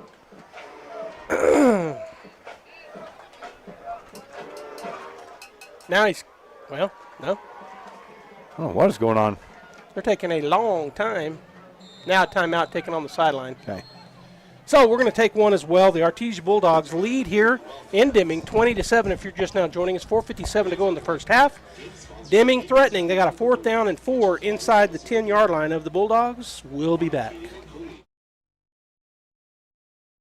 As the seasons change, it can be a great time to refresh your oral health too. Here's a few fall tooth care tips from Smile Expressions in Artesia. Fall is a great time to switch out your toothbrush. Toothbrushes should be replaced every 3 to 4 months. With fall coming comes fall baking, which means lots of sugar-laden treats. In addition to the goodies, try reaching for fruits and vegetables that are rich in fiber. And as the end of your insurance year approaches, now could be the perfect time to take advantage of any unused dental benefits. Please call and schedule your appointment today at Smile Expressions in Artesia. Okay, they're just now coming out of the timeout. The Bulldog defense heading back out on the field. Deming still over in their huddle. And, Robbie, this is a big stop here for Artesia. It is. We're up 20-7. If they score, right, they get within one score. And so it's just a different mindset. And it'll also help their mindset right now because if we hold them and we go score again, that's just kind of deflating to the Wildcats. All right, they did come off the sideline from their huddle over there. Allison back in the quarterback position. Martinez back to his right. And up even with a little bit behind him. Bulldogs showing a blitz. Snap is back. He's looking to throw the ball. Pumps it. Steps up under pressure. He's going to cut back in. He's not going to get it. Turnover on downs. Artesia football. Altaveros, Bulldog in there making that tackle. But I tell you what, give the secondary credit. They were in man-to-man press coverage. And that's not easy to do. And they had the receivers covered. There was nowhere to go, so he tried to run and pick it up. All right, so the turnover gets the Bulldogs the ball with 4:51 to go here in the first half. Plenty of time for the Bulldog offense. They've got it down on their own 7-yard line. They got a slot and a wide out either side. Ball near the near hash, so they've got the wide side to the far right as Warren takes a look over everything. Snap is back, turn, hand it off. Barr breaks through. He's got running room, makes a man miss. He goes to the outside. He runs through that arm tackle, still on his feet. Down the field he goes. Cuts back inside. He's out to the 50, and he's going to finally be taken down at about the 49-yard line on Deming's side. Great blocking by the offensive line. He breaks through the second level, and then Parr does what he does. Linebackers are reaching out. He stiff arms them, runs through the tackle, runs through another tackle, runs through about 3 of them, gets down that sideline. But they took great angles because Parr's got great speed. And number 17 finally made that tackle, Brian Lobato. Also good blocking downfield by the receivers. Both of them held on to their guys for a good amount of time. And by held, you meant block them. By blocked them, yeah. not actual holding. All right, we're inverted over there. We've got our slot up on the line. Probably going to bring a man in motion, which we do. Snap is back. Turn. Fake the pitch to Pando. He's looking to throw it. Warren steps, looking. Now he's going to throw it back across the field. And that's going to be overthrown. And Pando was the backside, so he was the running back. And maybe that was a design play. I'm not sure. Well, I saw it earlier. We faked it to the running back. He rolled to his right. Running back went to the left, and there was no one with him. So we'll come back to it. They saw it too, so they came back to it. But that time he was covered. Yep. And throwing back to our right side, he has to totally stop, get his shoulders around, and try to throw it. So it's a hard throw, throwing against your body for any quarterback. So that brings up second down and 10. 4:12 to go here in the first half. Trips to the near side, which is the wide side of the field. One receiver to the far side. Looks like Pando back in there at running back. Warren takes a look over the defense, takes a snap, turns, hands it off. Right up the middle. Nobody touched him. He still hasn't been touched. He's picked up 15 yards, goes to the right side, and then he's hit hard, knocked down. And we got a flag down in an area that could be a down the field holding. We'll see. Well, they got 3 down linemen and 1 linebacker. We got 5 offensive linemen. So you walk up and you read the defense and you're going, okay, we're going to do a run and play. And he ran right through everybody. Linemen got their blocks and ran right through everybody till number 7 came and actually he put a good hit on him, Munoz did. And I saw the white hat signaling something really fast. So I guess it was a hold. I don't know. I didn't see what he said. Bulldogs backing up, so apparently on Artesia. It looks like it is a hold. Against the Bulldogs. So they'll mark it from the spot of the foul. So it'll be second down. And on the hold, we gain about 5. So on the whole play, we gained 5 yards after the holding. Right.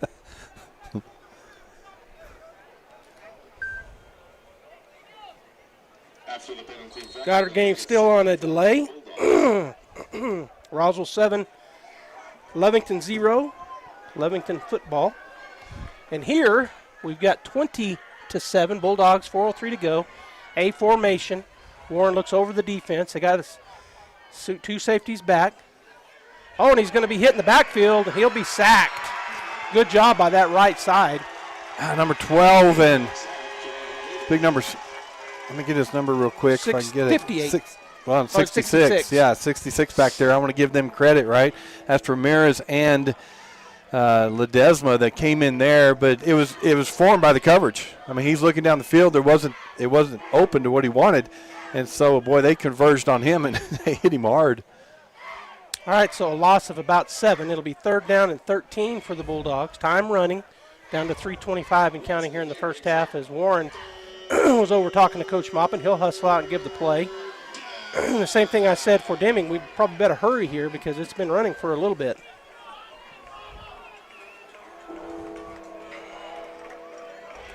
Trips to the near side. Twins to the far side. Warren in the backfield by himself. They're only showing 3-man front. Let's see if they only bring 3. Derek needs to look to get the play off. Snap is back. They only rush 3. Steps into one. He's got a man down the field. He catches it. That is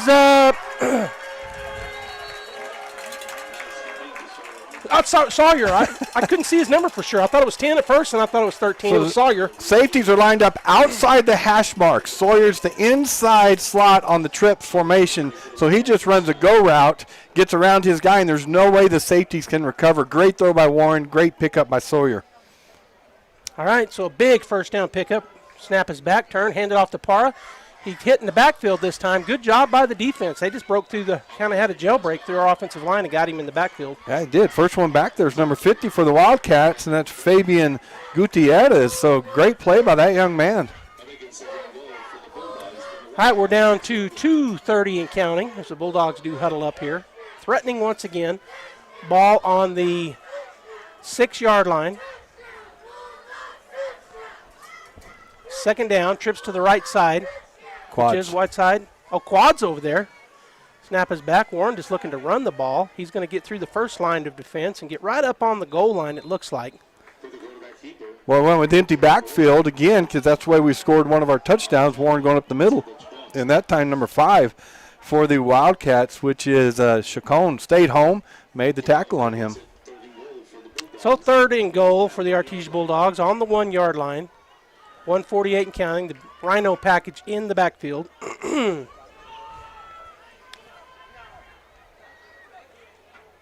Snap is back. Going to jump pass. Oh, and the ball comes out. And I don't know if that was a fumble or an incomplete pass. Deming says they have it, and you know what? They do. It looks like Jack Myers took the snap, took 2 steps forward to act like he's running up, and then he was going to jump and throw the jump pass, and when he went to go up, the ball hit one of our linemen. And so it came out of his hands. All right, so turnover number 2 for the Artesia Bulldogs. As Deming will take over on the maybe about the 6-yard line. Can't quite tell. So the Bulldog offense stumps their own toe that time. So here at the half, or close to the half, 1:34 to go. 20-7 Artesia. Trips to the right side. Allison in the backfield takes a snap. He turns, hands it off, and then coming back through the middle is Big Martinez, and he's going to pick up a good number of yards. That was a good job. That offensive line just took our defensive line, went left with him, and it created a lane, a cutback lane for him, and he cut back in there. Avia had to make the tackle, not before he picked up about 7. So the clock is still running. Deming, I don't think, they've used 1 timeout. Mm-hmm. So they got 2 as they break the huddle with 1:07 and counting. Trips again to the right side. I feel like I'm in your way every time I try to see. No, don't worry about me. All right, so trips to the right side. Allison takes a look over the defense. Boy, the clock's still running. They've lost about 20 seconds on this play. Snap is back. He hands it off, and the Bulldogs there this time and will knock Martinez to the ground. Villa and Marco Soto hit him at the same time back there, as they're going to call a timeout right now, but good job by those 2 young men. We'll go ahead and take a timeout as well, and we'll be back for the next play here at War Memorial Stadium. Home health care is health care in the comfort of your own home when you cannot care for yourself. Home care services can help someone who has chronic health issues, medical setbacks, or health impairments. J&J has the best skilled nurses and therapists for any of your special needs. So why pick a stranger to care for those you love when you can pick your beloved neighbor with over 25 years of experience? J&J Home Care is here for all your home care needs. Call us now at 575-746-2892 or visit us at jjhc.org. All right, we're back here. They did. We're back here, and it's going to be third down and about 3 at the 17-yard line. 42 seconds to go. They've got one timeout remaining, do the Wildcats. Trips to the right side, ball near the right hash. Snap is back. Allison, it's going to be a straight run. And the Bulldog got in there, but unable to get him, and he's going to get the first down and a little bit more. And now they'll stop the clock to move the chains with 35 seconds. Marco Soto read that perfectly from his linebacker position. Cut blitz through there, not blitz, but came to that left side really hard, but able to just barely get around him was Allison, right? He dove at him, and I thought he might get him, but he was just a little short. All right, the clock rolls again, and I'm confused really by Deming right here, Robbie. I don't know. The quarterback's over there with the coach. You're not calling timeout, so it looks like they might be content to go in and get the ball in the second half. Only down by 2 scores. We're in press coverage on those corners, so we'll see if they try something deep. Break the huddle. They're going to have twins on the short side of the field, which is the right side. Trips. Snap is back, fakes the handoff. He is going to go that way, deep, and he's got him beat deep, and he goes in and out of his hands. So it will be second down, and that ran the clock out. Showing good speed there is number 12, Ramirez. As we talked about the press coverage, he got around to Thomas Melendez and down that sideline, almost a completion. All right, so we are at the half. The Artesia Bulldogs and Deming Wildcats is 20-7 Artesia here at Memorial Stadium in Deming, New Mexico. And we're going to go ahead and get the Tate Branch halftime show going, so stay right here as the Bulldogs and the Wildcats are at the half. School's back, and it's time to get your vehicle ready with back-to-school service specials at Tate Branch Auto Group. Get an oil change, brake inspection, tire rotation, multi-port check, and battery test, all starting at just $59.95 for gas, $69.95 for synthetic, and $99.99 for diesel. No appointment needed, and we're open on Saturdays to fit your schedule. Call 575-748-1317 or schedule online at TateBranchDodgeChryslerJeep.com. Experience the Tate difference, where service meets savings. In a medical emergency, every second counts. Artesia General Hospital's emergency department is open 24/7, staffed with highly trained professionals ready to provide life-saving care when you need it most. Don't wait. When minutes matter, trust Artesia General Hospital. Quality emergency care close to home. Learn more at artesiageneral.com.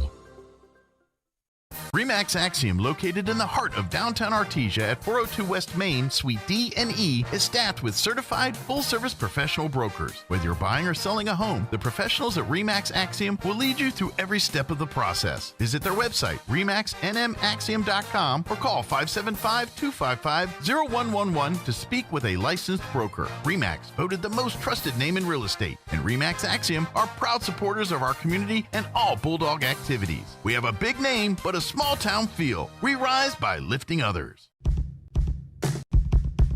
Now's the time to get a great deal on the #1 selling compact tractor in the U.S. Professional grade mowers, durable sidekick utility vehicles, and versatile compact tractors.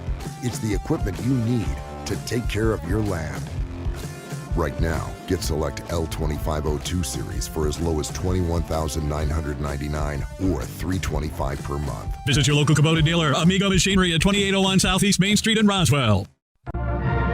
With a deep heritage in oil and gas, Abo Empire is focused on safe and effective energy development in New Mexico. We will continue to make strategic investments in this industry to promote the economic and environmental well-being of our company, our partners, and our communities. We are continuing the Yates tradition. From John Yates Jr., Cynthia Yates Price, and their families, we are your partners in the community and proud supporters of Artesia Bulldog and Lady Bulldog Sports. Looking to buy or sell a home in Artesia? Trust the team that knows this town best. Lois Oliver Real Estate.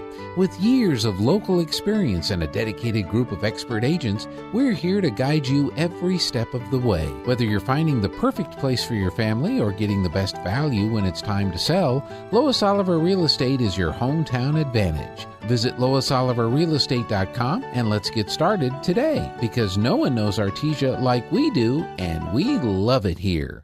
Hi, my name's Chance with Trustmark Roofing and Windows, and here's what you should expect during your window inspection. Upon my arrival, you'll receive a 15-minute courtesy call letting you know I'm on the way.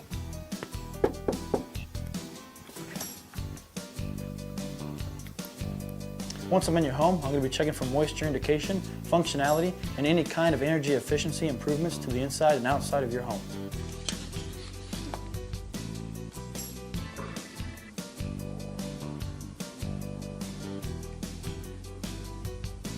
After my inspection, I'll give you my professional opinion, and then you can decide whether you want a no-obligation quote. Myself or the office will contact you to set up a date when I can show you my products and options to best suit your needs. So when choosing windows, choose Trustmark Roofing and Windows. Our goal is to give you a 5-star service and get you what you deserve, and that's the best. Welcome back to the Tate Branch Fan of the Week, and we're back here at Tate Branch with another great fan. We'd like to welcome Jesse Dominguez, our Fan of the Week. Jesse, thank you for doing this. Thank you, Dean. Happy to be here. Yeah, quite a bit of support nominating you to be the Fan of the Week this week. I want to thank whoever's nominated. Thanks a lot. That's great. Well, let's find out a little bit about yourself. I learned that you're not originally from Artesia. No, sir, I'm not. I was born and raised in Pecos, Texas. Came down here to Artesia in '95. Came down here with the Immigration Academy, FLETC Immigration Academy. I was working with the Border Patrol and came down here as an instructor, and then I picked up a permanent position in '97 and moved the family down here.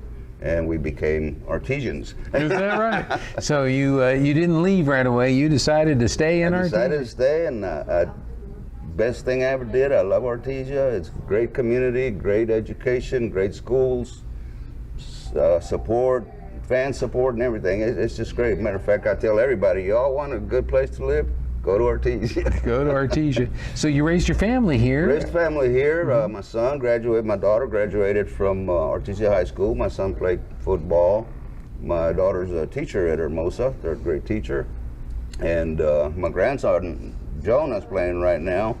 My grandson, Diego, played 2 years ago. He was a Bulldog. Granddaughter, Katie's a varsity cheerleader.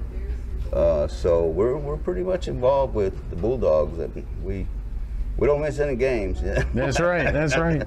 So how does the Bulldog Bowl compare to the Pecos, Texas football field? Well, back then, Pecos, they really didn't have a field. We were out there, the cotton patch kind of, but the Bulldog Bowl it's amazing. It's just superior. Now, Pecos did build a new stadium this year, and we used to come and play Artesia. Back in the day. Back in the day, yes. As a matter of fact, a good friend of mine got his arm broke here in Artesia, and his last words were, "Damn, they can hit." I've heard that. Yeah, and so, but we ended up here, and glad that we did. I retired from ICE. Okay. Retired from ICE, went to work for the city of Artesia. I didn't have enough, I guess. Then I finally retired from the city of Artesia. I went to work as court bailiff and court interpreter.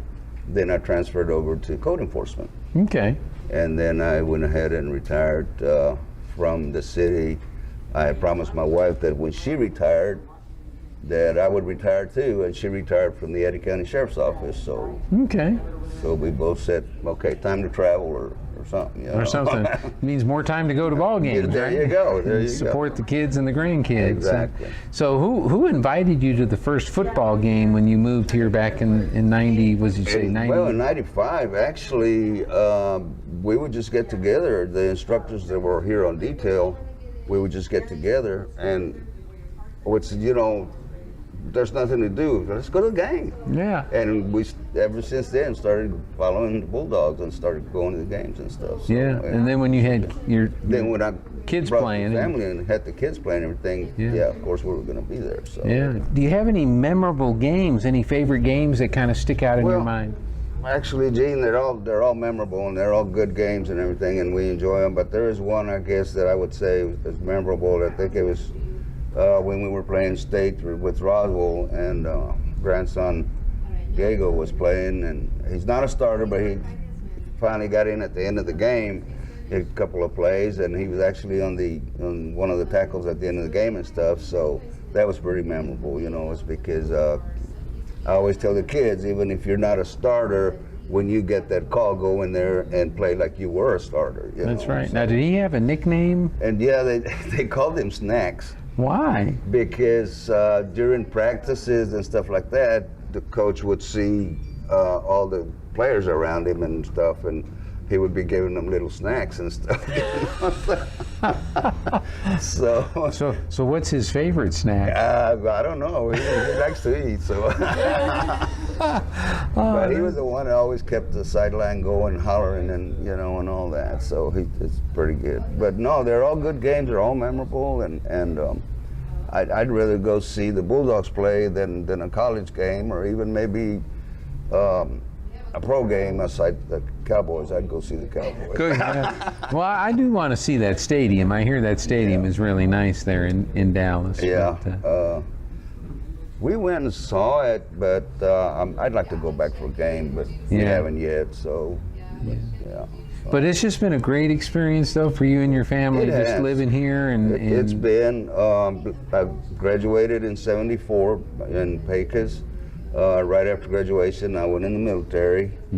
Got out of the military, came back, and got into law enforcement, and that's all I've ever done. Yeah. So what branch of the service? Army. Army? Army, yes. Okay. I went in the Army, went in '74, got out in '77, came back to Pecos, started working as a police officer there in Pecos with the police department and the sheriff's department, and then I went federal. I went with immigration. Right. And then immigration back then was INS, Immigration Naturalization Service, which we always said INS stood for I'm not sure. So,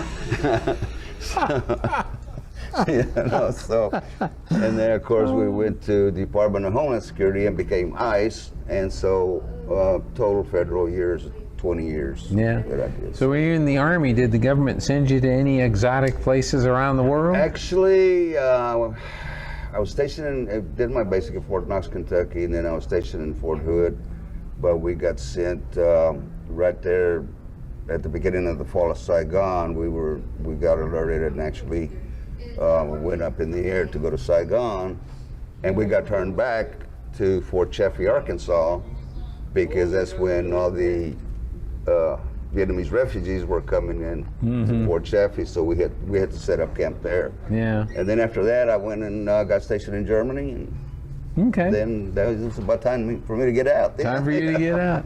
Well, we're so glad you moved your family to Artesia and have been a big part of the Bulldog family. Absolutely. And appreciate you being a big fan. Now, do you have your own reserve seats in the bowl? No, we don't, and we've talked about that, but we go to the games pretty early. Last week we were at the stadium around 5:30, I think. Yeah. So we could get a good seat where we want to be, and watch everything. So we don't have reserves though, but it's.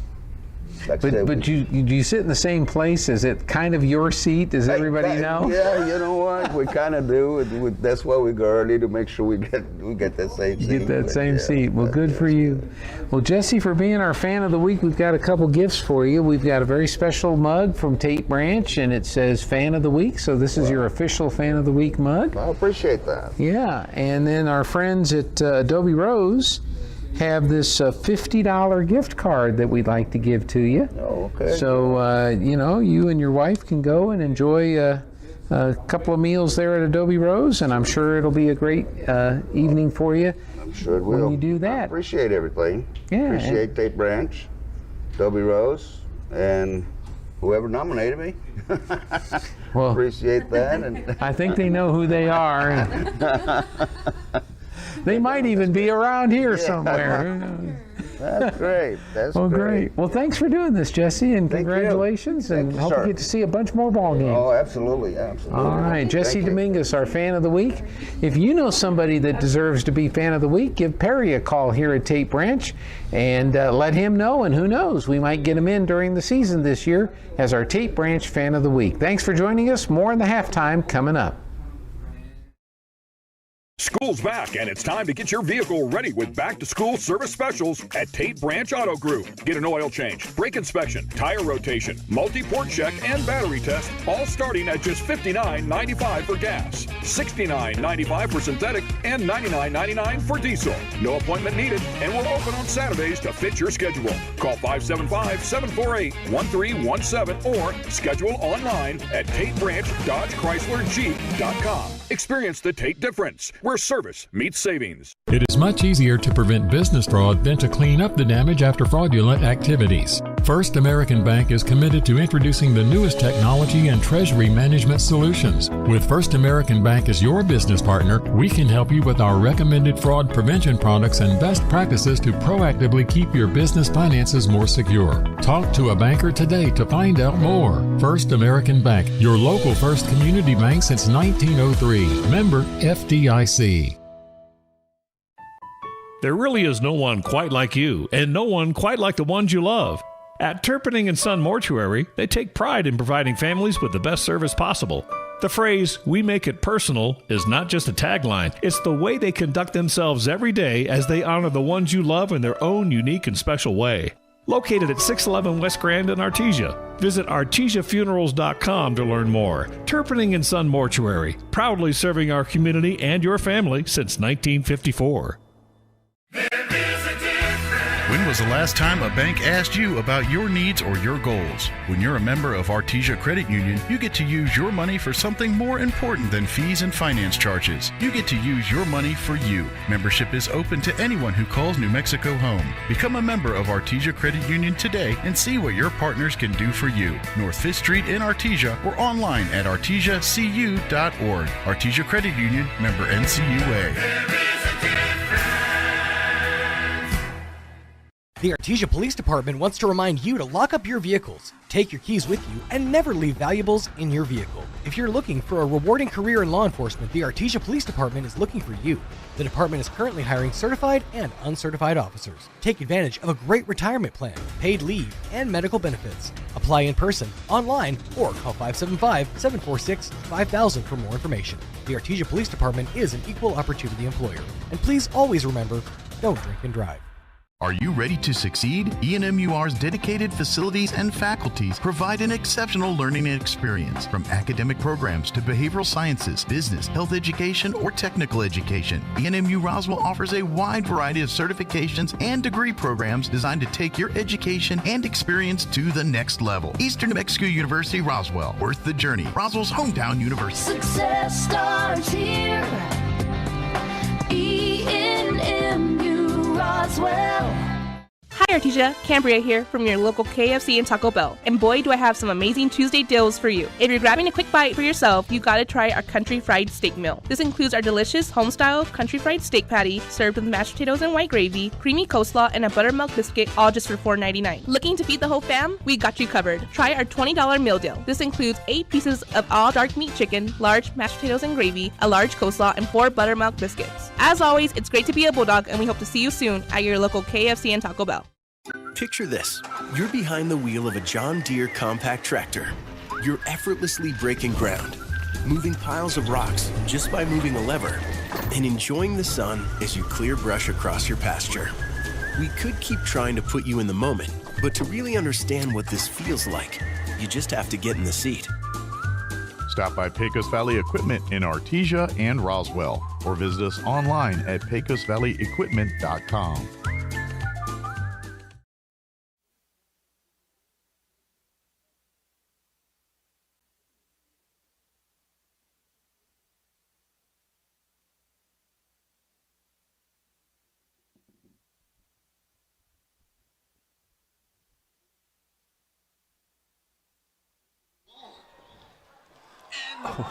All right, Bulldog fans, welcome back here to Memorial Stadium in Deming, New Mexico, as they just tried a 50-yard field goal for $1,000, but he kind of squibbed it. Yeah, I mean, that's a lot of pressure in front of the fans, and go out there and say, if you kick that, you get $1,000, and he wasn't successful, but that was fun. Well, the announcer kept saying it was going to be a 40-yard attempt, and he made him go to the 40-yard line. I know. So it was actually a 50-yarder. All right, we got an update on the Artesia volleyball team. They are playing in the Roswell Zia Classic. Thank you, Gene, for these updates. All games tomorrow will be streamed on KSVPTV.com. And in the gold bracket, we've got Goddard playing Roswell. I'm sure they're happy about that matchup. And Mayfield against Oregon Mountain. In the silver bracket, that will be Carlsbad against Los Alamos and Artesia against Hobbs. Now, that first game, Carlsbad Los Alamos 9 o'clock, Artesia Hobbs at 11. And let me go ahead and give you the times on the other one. I didn't do it. Goddard Roswell's 9, and Mayfield Oregon Mountain is at 11. Explain to me, Robbie, because I'm one of the fans that don't know. Silver and gold bracket. Is there a pool play yesterday, and then they get either into the gold? It's gold means championship bracket, or what does that mean? Yeah, it's a pool play today. Or today. Yeah. So that means Artesia must have failed today to somebody? Yeah, that's what it looks like. Normally that would be the case, that they didn't make it in the gold bracket. But a lot of times in those tournaments you're getting a lot of kids in because you're playing a lot of volleyball, a lot of pool play games, and you got a full tournament tomorrow, and one day. So a lot of times you get a lot of experience in there, or get some experience through those games. Well, the Bulldogs, I don't know how that works either. Does that go against their win-loss at pool play? No, pool play does not. So they've only got one loss still then on the season. Mm-hmm. Yeah. That was against Centennial in the silver bracket in the Sweet 16. Right, in 5. In the championship game. Yep, in 5, yeah. All right, the Bulldogs have come onto the field, as have the Deming Wildcats. Bulldogs doing some warm-ups and getting ready to go here in the second half. It'll be Deming football, as they deferred in the first half, won the toss, but asked for the ball in the second half. So they'll come out on kickoff return. Bulldogs kickoff unit will be on the field. I don't know why, Joby, but every time we come to Deming, and we can be hard on our Bulldogs. We expect them to play, excellent every time they come out. I know the coaches expect that, and they do too. You have to. But it seems like almost every other year when we come here, we're a little sluggish. We're not as sharp as we normally are. And we had 2 turnovers in that first half, and that's uncommon for the Bulldogs. And then it just seemed, I don't know, even Demi, everything seems kind of slow tonight. Does it to you? It does. It was kind of rainy when we got here. There was a lightning delay, although it didn't really affect the start of the ball game. But I think maybe just the thought, all the kids heard it and there's lightning delay, so that could have been part of it as well. But, yeah, it does feel a little like that. One of the things I'll say about the stadium here is they got new lights sometime in the recent past, because last time we were here it was pretty dark on the field. Now it's not at all. They got the new lights that are very similar, if not the same, to ours at Bulldog Bowl, where they do the flashing when they scored. They were the lights were flashing, so really nice, bright stadium here at War Memorial. Yeah, and the field, it's still a grass field, and they still paint it. And so it's a little more difficult, as we heard in the first, especially in the end zone. So you get closer to the end zone, you're having a hard time seeing is that the 9-yard line or the 6-yard line, or it's hard to see sometimes because of they still stripe this field, and it doesn't look like they do it on Friday morning, so it's faded a little bit. But it's a nice field. Crown is nice. We stood outside, and I thought, boy, it's a beautiful night for football. Gorgeous night here. The clouds that were here and the rain that was here has kind of circled around Deming and finished, early before the game. And so I still see lightning way off in the distance, but no more lightning delays, it appears. So just a gorgeous night. I don't know I didn't look at my phone, but the temperature it's probably in the 70s maybe. Yeah, we can look in a minute, but it feels like about 70 degrees, just perfect out there, no breeze. So nice night. I'm looking over at their concession stand. They also put some colored lights on it. Deming's dark blue and maroon, if that's fair. And they've got some blue and red lights on their concession stand. Wildcats over the center of it. It looks really nice. And I think their press box across the way has been upgraded, it looks like to me. It looks new to me. It may not be, but it looks newer than the last time I was here. It does. You can see in those windows really well. Yeah. All right, so the Bulldogs will do the kicking, as I said, here to start the second half as Dominguez comes out, puts the ball on the X. We got an update. It's 10-6 Lovington. losing to Roswell there at the Wool Bowl at the half. Here's the kick. Nice deep kick. It's going to drive him back. And that will take a bounce into the end zone. So a touchback by Dominguez. So we've seen a couple of a deep kick there in the end zone, a couple of kicks to the 5-10 yard line, and a pooch kick earlier from him. So throwing everything at him with the kicking game. And this update I got from one of our fans, Robbie, says still 10 to 15 minutes before the Goddard start time. Oh, gosh. So Goddard and who were they playing? Santa Teresa. Yeah, Santa Teresa. And that must be in Santa T, and they hadn't even started yet. All right, so it's going to be 1st and 10 at their own 20-yard line for the Wildcats. They're going to come out with a slot and a wide out on either side. Martinez is going to be to the left and a little behind the quarterback, Allison. As the Bulldog defense ready to go. Man in motion on the right side is number 12. Snap is back and turn, hand it off to Martinez. He bounces the other way. He hadn't been touched yet. He's going down the field. Finally tackled by Charlie Campbell. A good effort there to strip that ball out by Charlie, but a big run for Martinez. Yeah, just that run and play to the left. Stood him out to the left, pulled the backside guard and tackle, come around there, and nobody touched him until Charlie got a hold of him from behind to save a touchdown. 24-yard pickup for Martinez on the first play of the second half. All the way out to their own 44 as they break the huddle on the near hash. This time they'll go trips to the wide side, one receiver to the near side. Martinez right of Allison in the backfield. Snap back, turn, hand it off again. Martinez bounces it outside, and this time he's not going to be getting anything, maybe a half a yard as the Bulldog defense smothered him. Yeah, I'm with the coach from Deming. The passing game hasn't really been there for them, but their big offensive line, the running game's been fairly successful. So they're just back-to-back runs there. Bulldogs do a good job that time of stopping him as Julian Beza was the first Bulldog to make that tackle, only gain of 1. But I would stick with the running game, Joby. I would too, and they're running behind their big man, Moses Barajas. He's the 6'6" junior. He is a big kid. He is. And they ran to the short side of the field that time. It's going to be the short side again to this side, but he is playing left tackle for them, Barajas. They're going to go trips to the wide side. It's going to be 2nd down and 9 after that pickup of 1. Snap back, fake the handoff. Allison looking to throw. Now he's going to turn to run. He's going to pick up a few yards, bounce it outside. He's got the first down and more, and then he's shoved out of bounds over on the Bulldog side. So he got some pressure in the backfield. One of the defensive linemen broke free back there as he was trying to set up the throw, so he just took off running, showed some good speed there, went up the middle, and then bounced it out. Bulldogs had to force him out, but that was a good run by the quarterback, Allison. So it'll bring up 1st and 10 at the Bulldog 47-yard line. No, 43, sorry. So 1st and 10, trips to the wide side, which is the right side. Deming going from the north to the south to start things out here in the second half. Martinez to the left of Allison in the backfield. Snap is back, turn, hand it off. Martinez breaks through the line. Nobody touched him again. He goes right up the middle, and he picks up another 15 yards. Yeah, I see. So 5 offensive linemen. We got 3 down linemen and 2 linebackers. Our linebackers are reading it quickly and coming in there, but the linemen are picking them up. So as soon as he breaks through that first defense, the secondary is left because we have no linebackers left in there. So the offensive line is doing a good job for the Wildcats. So it's 1st and 10 at the Bulldog 29-yard line. Ball remains on the left side, not quite on the hash, but to the left as Allison comes from the sideline with the play. They're going to go trips to the wide side, one receiver to the near side. Martinez to the right of Allison in the shotgun. Bulldogs stay in that same defensive look. Allison looks for the snap. He takes it. This time he is looking to throw the ball. Steps up into it. He's got a man, but it's in and out of his hands. Incomplete. Trying to get it to Ramirez over the middle, and it looked like he had a window there. He just kind of threw it behind him. He tried to reach back and couldn't bring it in, but, I mean, he was open for a brief second there.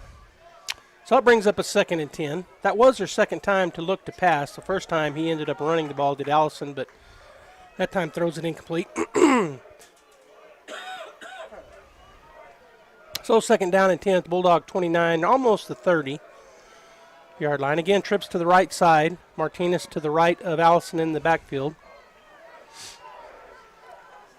Snap is back, going to turn, hand it off. Bulldogs were there, but he bounced outside, and this time he runs into a host of Bulldogs. Boy, the defensive lineman, I don't know who it was. I think it was our right tackle, blew his lineman backwards, and Ramirez ran right into the back of him and then tried to bounce it out, and Baeza came in and took out his knees. Exactly what you want to do with the big running back like that. So it's a loss of 2 to bring up third down and 12 now for the Wildcats on the Bulldog 32-yard line. I guess it was a loss of 3 because I think they were said they were on our 29. See if they try to throw it again or if they go ahead and try to run. They've been effective running it until that play, really, here in this first drive. Trips to the right side. Allison takes a snap, fakes the handoff, steps into a throw, and pulls it down, and then he bounces outside, and he's going to be close to a first down. See where they mark him down. Yeah, we talked about it at halftime. Hadn't been a lot of penalties in this game so far. But while you're watching, I was watching both ends that time. Yes, both of them. And both of them tried to come around outside, and they're both being held. I know, yeah. That's been a pretty good theme here in this ball game, but there's only been one holding called. If they're not going to call it, you got to play through it, right? That's right. So it brings up a 4th and very short for the Wildcats as the quarterback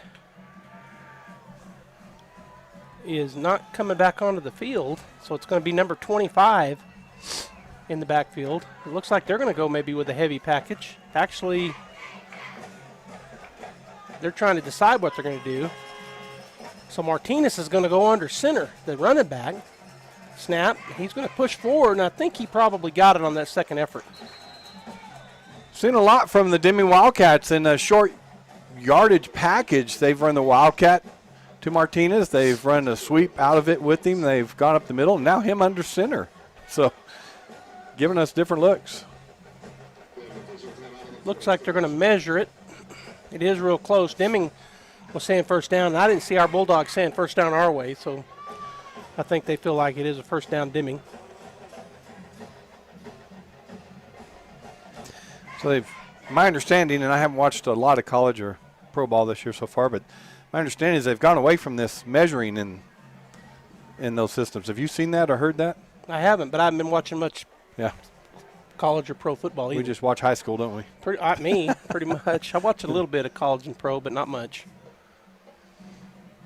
So let's see if they got it. They're still trying to set the stick down, and it's going to be Bulldog football. They're short. Good job by the defense. Yes. So boy, as you said, the Deming lineman came up, and they're giving that first down signal, and up here we can't tell. There's no way to tell up here. So you're thinking, they probably got it, but defense did a great job there, Joby. They did. They bent but didn't break. Deming Wildcats were able to push the ball down the field, but then right there on a short and like a yard is all they needed for the first down, less than a yard, and the defense holds. So offense now on the field for the first time here in the second half, slotting a wide out either side. Parra behind Warren in the pistol. Now we got a clock stoppage. They called timeout. Wildcats. All right, Deming calls a timeout, so we're going to go ahead and take a break as well. Artesia with the ball their first time here in the second half, 7:50 to go, leading 20-7. We'll be back. Hey CVE members, have you scheduled your no-cost home energy audit? If not, it's time to sign up. Call 575-746-3571 to get your name on the list for a free home energy audit. Weather stripping, new door sweeps, minor repairs, and much more. Start saving money and keep that purchased air in your home. Central Valley Electric Cooperative is happy to partner with Green Metal Energy for this valuable audit. Again, 575-746-3571.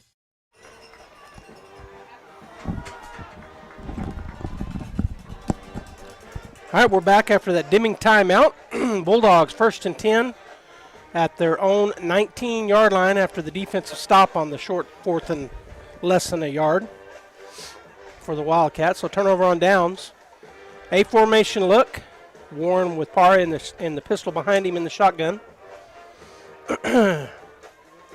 They've been playing too deep over the top all game long, and as far as the defense goes, linebacker pressing up on our slots, and then a safety back in the back. Turn, handed off to Parra. He busts through the middle, not even touched. He goes around a man. He goes around another guy. Down the sideline he goes. He's got guys to beat, and he gets through the first wave of them all the way down to about the 25-yard line. Well, we missed him last week against Centennial. Just his explosiveness is a lot of what we missed. Just broke up the middle. Great job by the offensive line. He gets down, and then he just starts using athleticism, putting moves on everybody, Joby, and great blocking by the receivers again down the field.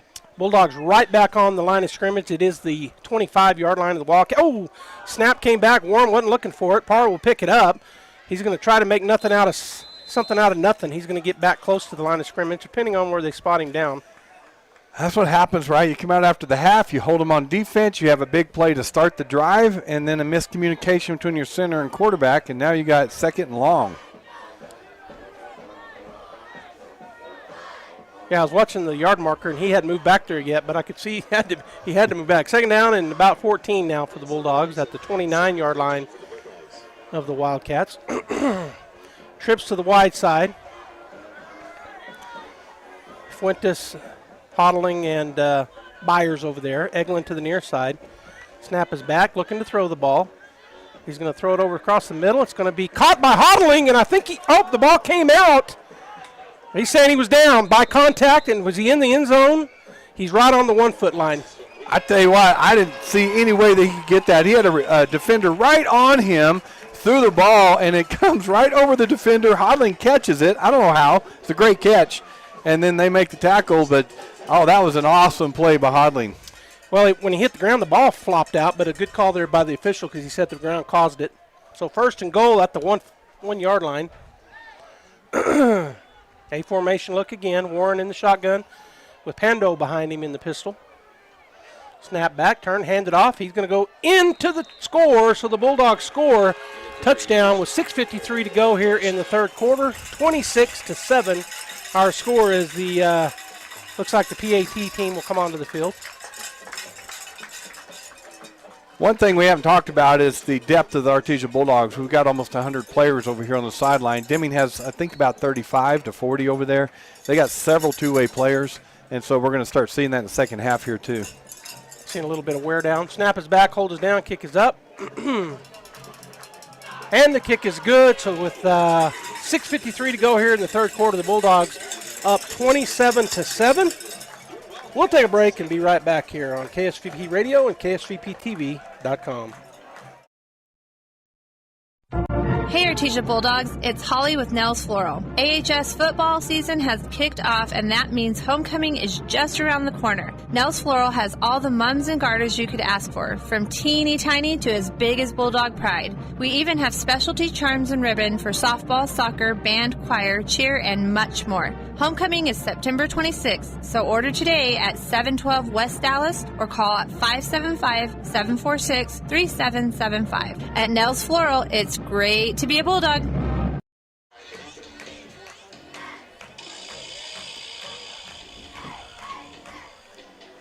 All right, we're back here as the Bulldogs get ready to kick it off. Dominguez puts it on the X. Artesia Bulldogs scoring summary presented by Raul Rodriguez, Artesia Ford Sales. She'll score a winning deal when you go see Raul. Touchdown run by Pondo. Bulldogs 27. Deming 7, 6:53 left here in the third quarter. Going to kick it deep again. It's going to go into the end zone on the fly, right at the about 1 yard deep. So it'll be another touchback for Dominguez. It's halftime at Roswell, at the Wool Bowl in Roswell. It's 10-6. Roswell over Lovington as they got a late in the first half with like 3 seconds to go. Lovington kicks their second field goal. Yeah, Roswell down inside the red zone of Lovington with not much time left on the clock, and they hold them to a field goal. And then Lovington goes all the way down the field, and they hold them, and they kick a field goal. So got a defensive game going on there, 10-6. And Goddard apparently still hasn't started yet. We said that a while ago, but man, lightning delays in Santee. All right, so Lovington with the ball at the 20-yard line. Deming. Deming with the ball at the 20-yard line. The other Wildcats. Yes. Got a stack over on the right side. He's going to bring in man motions, number 12. And now we're going to have a false start, I think, on the Wildcats. Yeah, the right tackle moved. And he's a big kid, too. He's not as tall. It doesn't show his height or weight, but number 60, I think. But he's a big kid. Quintero? Yeah. Hey, he got to rocking on his heels and moved a little bit. So that'll back him up 5. It'll be first down at 15. If you're just now joining us, we're in the second half. 6:53 to go in the second half. Artesia leading the Wildcats 27-7. Allison, the quarterback, going to bring a man in motion again. It's number 12. Snap the ball, hand it off. Martinez breaks through the middle. He's going to pick up about 15 yards, about 10, maybe 12 yards. It'll be second down and 4. I think Deming's going to give people fits this year with that running game. We've talked about the size of their offensive line. Martinez is he's a big running back at 205. Because we had every defender within 7 yards of the line of scrimmage that time, and they still picked up yards. Yeah, and number 12, I bet it's Juan. It's supposed to be Juan Ramirez. Oh, yeah, that makes sense. He came in motion. He led up into the middle of that, so the receiver did a good job blocking. All right, so they're going to go trips to the right side again. Running back is Ramirez to the right of Allison in the shotgun.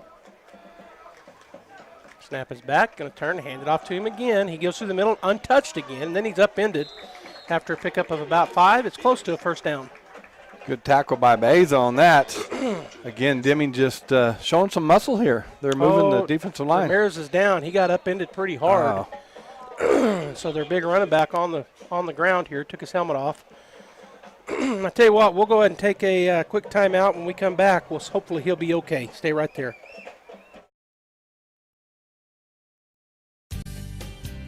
Incredible in Artesia is open for business, ready to give you the hometown quality and customer service you know and love.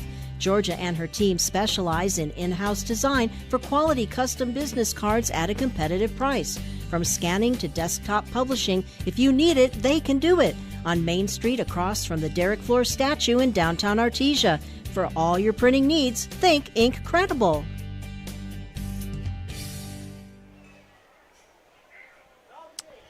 They're still checking out Martinez, and he's in pain, Robbie. He kind of rolled over on his side a little bit, and his lower leg is hurting. And one of the things I love about our coaches is they're out there ready to check on him. Coach Caton, he'll be right there if they need him. And, of course, Coach Moppin out there looking in, and so hopefully the young man's okay. Yeah, he came through that line of scrimmage, and Julian Baeza made the tackle, and he went low, and it's illegal. It was a legal play. It was a great play, great tackle. Great play. It's football. And he hit him right on his knees, wrapped him up, and took him down. And that's what looks like his right knee may have tweaked it a little bit as he's walking off on his own. That's good to see. And I think you said he's listed at 5'11", is that right, or 5'10"? And let's see, number 22, 5'11", 205. He looks bigger than that. Yeah. He looks like a 6'1" guy, but he is a big load, and that's certainly, hopefully he is okay and able to continue playing. He's walked off the field under his own power. So 3rd and short for the Wildcats. They're going to have a tight trips on the right side. One receiver to the bottom, and Bulldogs getting up there stacking up on that. They didn't call it false start. Nowhere to go. Can he flip it around and get there? Nope, he's going to be tackled from behind by the Bulldogs. That's a loss on the play. It'll bring up 4th down. So that's interesting. Richard Holguin came in at quarterback that time, number 10, freshman, and took the snap and tried to go around, but Villa just too much as he comes around that edge and chases him down. Good job by him. So a loss of about 4.5. It'll bring up 4th down, and it looks like the punting unit is coming out for the Deming Wildcats. I think this is the first. No, they've punted once before. Mm-hmm. We had a big return on it, in fact. All right, so Allison, the quarterback, also the punter and kicker. He is out there ready for the snap. Snap is back. Bulldogs get close to it. It is going to be returnable. Caught back there. Turning up the speed, going around that corner. We got a block in the back, looks like. Still on his feet. He's going to cut back and go through a tackle. He's got the sideline. That's going to be a touchdown, but Robbie, I think it's coming back. That's Adel Villa. Again, he had the great return, and that's the first time I remember him being back is this game on punt return. And he took that. And I tell you what, Joby, they had him pinned on the sideline, and he put on the brakes, and everybody ran by him, and then he took off again and went into the touchdown. So, boy, you love it when a defensive guy is getting to play some offense, and he shows off what his skill set there. Yeah, him and Campbell, the two back, and so both of them defenders. But Edel is going to be that great touchdown run is wiped off as there was a penalty on the field. And I've lost the white hat. Where is he? He's coming down the field. I still can't find him. Oh, there he is. I'm looking all over, and he's right in front of me. Did he show what it was? I haven't seen him do it. I think it was an illegal block or a hold, but we'll see. Probably could have been either one. Of course, the old adage, right, is, boy, I called a touchdown back. Well, we wouldn't have scored a touchdown if they hadn't blocked in the back. You go back and forth on that. Sure. All right, so 1st and 10, back at the 38-yard line on their side of the ball. Slotting a wide out on either side. Parra in the pistol behind Warren. Snap is back. Warren looking to throw the ball. Only 3-man rush, plenty of time. Steps into one. He's got a man going down the sideline, just a little overthrown. Has Fuentes on the old out and up right there. Yeah, trying to get the safety going with the receiver over in the middle and kind of split him. And if that had been on target, he would have hit him right in the window between the corner and the safety, but just overthrew him a little bit. I'll bring up a 2nd down and 10 for the Bulldogs. Again, going to go in the A formation. Ball in the near hash, going from the south to the north, are the Artesia offense. Parra in the pistol formation behind Warren. Warren takes a snap. Going to be a draw. Parra going to make a man miss. Runs into one of his own guys trying to get around. Then the ball came out, but I think we got it. Parra not getting up very fast. Hopefully he is okay. He's definitely carrying his left arm this time. He got hit. He got stalled back there. He ran in the back for a lineman, and another lineman came, made him miss, so he never really got going. And then somebody came in full speed and hit him and put a good hit on him. So hopefully it's just a stinger on that left shoulder. All right, so 3rd down after a pickup of none. 3rd and 10. Bulldogs break the huddle. Pondo will be behind Warren in the shotgun as Derek takes a look over the defense. They've been pretty much staying in this consistent with their 2 deep safeties. Reminds me of Goddard's defense they used to run on us. Warren steps into one, and that's just a little bit high. Trying to bring it in over here was Eglin, but unable to. That'll bring up a 4th down. Yeah, ran hodling deep to get open up that out route. Eglin breaks, and it was just a little high. So we'll see what Coach Maupin does here. It was right at the yard marker, so if it would have been able to bring that in, it would have been close to a 1st down. Heard Coach Maupin on the Monday morning quarterback show, right, say he's very aggressive and loves to go for it on 4th downs. He does, and he has a lot of what's the word? He has a lot of confidence in his defense and a lot of confidence in his offense. So even though we're on our side of the 50, he's going to line up and go for it.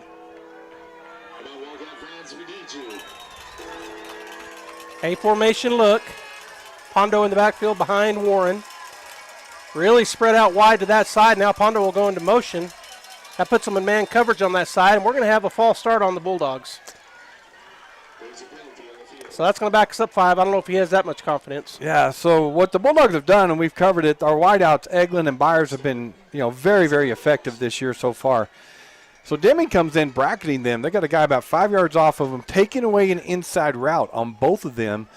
And the safeties are wider to try to keep those guys from going deep on go routes, which should open up the middle of the field for us. Well, we do come back after we take that 5-yard false start into our punt formation. Dominguez back to punt. Snap is a good one. Punt is away. High punt. Going to hit the ground, roll on a Bulldog roll, and number 12 better. He started to go after it, and then he decided I better stop.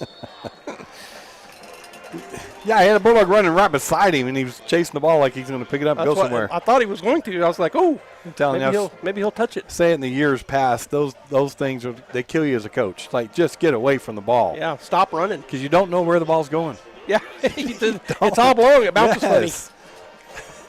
All right, so the stop by the Deming Wildcats gives them the ball on their own 27-yard line. 1st and 10. We're in the 3rd quarter, 3:24 to go in the 3rd. Ball in the far hash, trips to the near side. So we've got a new running back in there. Is that number 12? Juan Ramirez. Allison, the quarterback. 32. Oh, 32. That's Granados. Going to fake the handoff to him, does Allison, try to get around the right side. Nowhere to go, but then he cuts back inside of a Bulldog and picks up about 5, maybe 6 yards. It looked like he meant to hand it off to him, and he didn't know he was going to give him the ball, or he acted like he didn't know, and that's Granados, so he just started following him, picking up what he could, and it was a good game. So pick up a 5. It'll be 2nd down and 5 for the Deming Wildcats as they break the huddle. Again, we're going to have trips to the wide side, which is the near side of the field to us.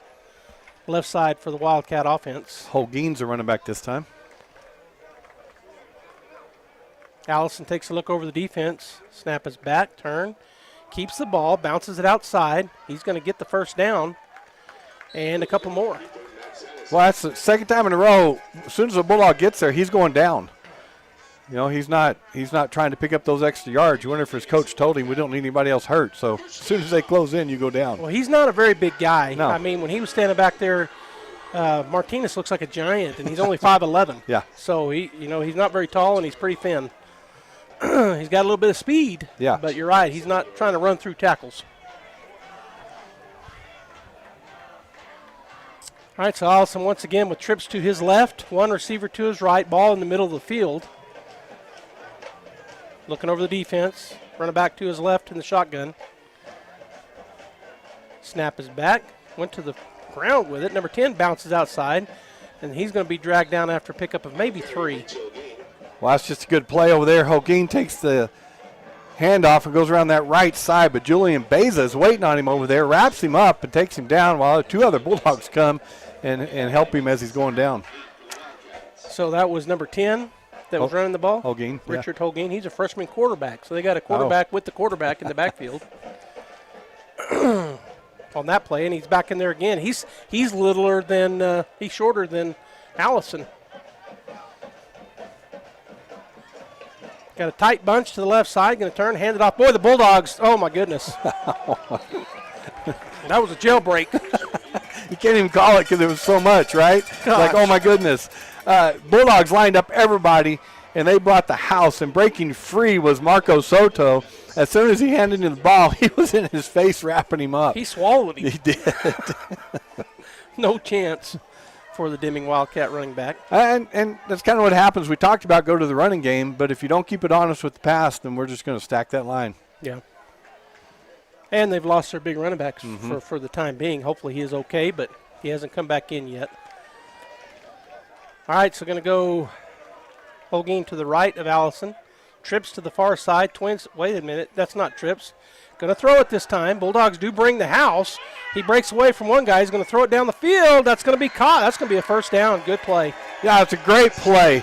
As he felt the pressure, Bulldogs brought a blitz on the outside.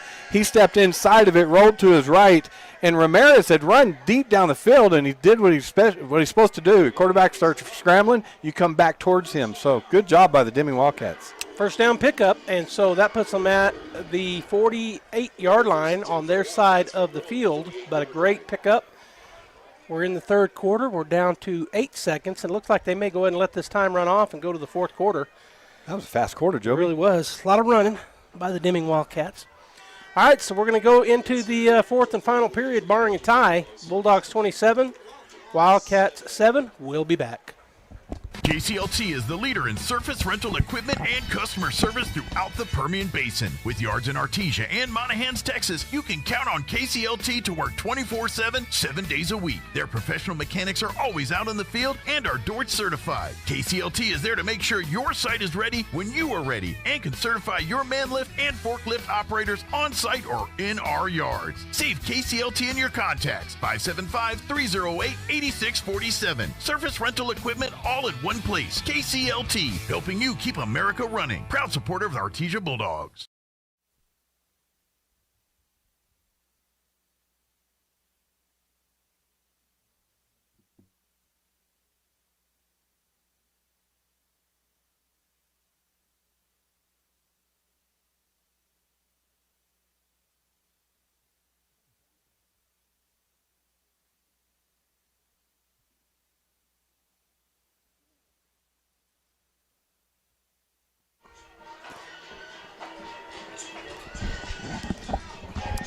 All right, so the Bulldog defense out on the field. Lovington Wildcat offense, Deming Wildcat offense coming on to start the fourth and final quarter here. It's 1st and 10 at their own 48-yard line. Ball in the near hash as they're now going from the south to the north, the Wildcats. Trips to the wide side, left side of the field for the offense. Allison looking over the defense. Snap is back and fake the handoff, looking to throw it. Bulldogs get some pressure. He's able to get away from the first round. Oh, the ball's up in the air, and we catch it in the air. Big number 99 with the turnover. I think you call that is that an interception or is that a fumble recovery? Because the ball went up in the air. I think it's fumble recovery because they knocked it out. But I tell you what, coming up the middle, Marco Soto Jr. Blew the running back up. He knocked him to the ground backwards, and then he brought the pressure and forced the quarterback up. They stripped the ball, and defensive lineman's dream, Chris Aguilar, got it in the air and headed down the field. We needed that, Joby. We did. Nice turnover there by the Bulldog defense.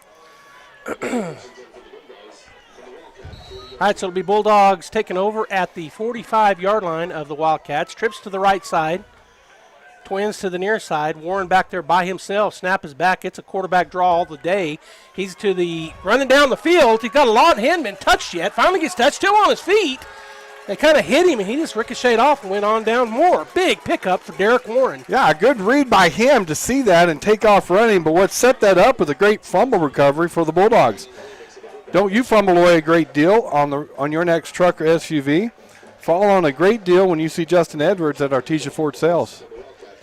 So a big pickup for Derek Warren all the way down to the 12-yard line. They only had three linemen up, and Bulldogs call the quarterback draw, and it works perfectly. Derek didn't get touched for about 20 yards. Then he kind of run through a couple of tackles. Snap is back, turn, fake the handoff. He's going to throw it a little underneath route, and that's caught by Jack Byers. Pickup of several yards. That's that screen, wide receiver screen pass that we like so much. And it looked like it was going to go somewhere until number 69, Keon Williams. Defensive tackle came out there and tackled Jack. So the ball on the 11-yard line, 2nd down and 5, as the Bulldogs look to go in for another score here. 10:51 and counting. Pondo in the backfield in the pistol behind Derek Warren. Snap is back, going to run the speed option. Pitched out to Pondo. He gets around the first guy, and he'll go in for the score untouched. Touchdown, Artesia. So I'm going to tell you right now, I didn't get to see that speed from Pondo last week against Centennial. Centennial was just big, fast, and strong, right? But you saw the speed right there as that speed option. They had a Deming Wildcat there, and he turned on the afterburners, ran away from him and into the end zone. So, wow, that was impressive. And it was a touchdown. So Bulldogs will line up for the PAT with 10:37 to go here in the fourth quarter. Dominguez takes a look up. Now he's ready to go. Snap is back a little high, but brought down well. Kick is up, and the kick is good. So we've got 10:37 to go. It is 34-7. Artesia. We're going to take a break. Searching for a church that honors God? Come to First Church Artesia at 4th and Grand. We're a family of believers putting Christ first, preaching the Bible with reverence and uniting all ages in family-integrated worship. Sundays at 10:45 a.m., experience the timeless truth and heartfelt praise. We're reaching Artesia with the good news, living all of Christ for all of life. Check out artesiareform.com or find us on Facebook, First Church Artesia, where faith thrives. Get great service with Pressure Services. Pressure Services LLC specializes in hydrovacs, vacuum trucks, kill trucks, sandblasting and coating, and roustabouts. The Bulldogs are champions on and off the field, and Pressure Services LLC are your champions when it comes to dependable, accountable, and efficient service. When you need it right, Pressure Services will be there for you. Pressure Services LLC, 575-736-1047. Go Bulldogs! I think it was 3 plays, wasn't it? 3 plays and 7 points. Dominguez sets it up in the middle of the field on the 40, ready to go here. He's kicked the last 2 for touchbacks. No breeze either way, really. He's just kicking it deep when he wants to. And here's the kick. He's going to kick it deep again. And again, that's going to be a touchback as it goes into the end zone. So Deming will start at their own 20 once again. Well, the 2 deep guys are standing on about the 15-yard line. And so as soon as they say it's over their head, they're just letting it go. But that time Munoz, it hit about the 4-yard line or so, and it rolled into the end zone. But he took off like, oh, my gosh, that may not go in there. But they're just standing there at the 15 watching it go over their head. Lovington just took the lead in Roswell, and I don't know if that was blocked or what happened. They were kicking the PAT. No, it went through. So 13-10 Lovington with 5:33 to go in the third quarter there. So back and forth battle. Deming will break the huddle. They're going to have a slot and a wide out on either side. Allison takes a look over the Bulldog defense. And you want to run the ball, but at this point you got to think, Robbie, they're going to start passing it to try to get back into the ball game. Plus they've lost their big back. Snap is back. Hands it off. Ball's on the ground, and the Bulldogs are going to pick it up, and they're going to run it in. Robbie, that's going to be a touchdown, Artesia. Is that Soto again? It is Soto. And they hit him. As soon as he handed him the ball, he got hit, and the ball came out, and then 3 Bulldogs were trying to pick it off the ground, and Marco got to it first. Otherwise, the other 2 would have had the touchdown. So Bulldogs score on defense. That's the 3rd time in 4 games we've scored on defense. That's pretty good. Yeah, that's great. We'll line up for the point after attempt. 10:29 to go in the 4th quarter. 40-7, the Bulldogs lead. Snap is back, hold is down, kick is up. And they take a minute, but they tell us it's good. So with 10:29 to go, 41-7 Artesia. We'll take another break. Stay right here at KSVP Radio and KSVPTV.com. Family owned and operated for 4 generations, Forest Tire is here to service all your tire needs day and night. With your busy travel schedule, what you need is a tire that can keep up. Like the exceptionally long-lasting Michelin Defender tire with an 80,000-mile warranty and the safety you expect. You can lose track of time and focus on what really matters. For all your tire needs, brakes and alignments too, Forest Tire Company is a friend you can always count on. Forest Tire, keeping you rolling since 1944.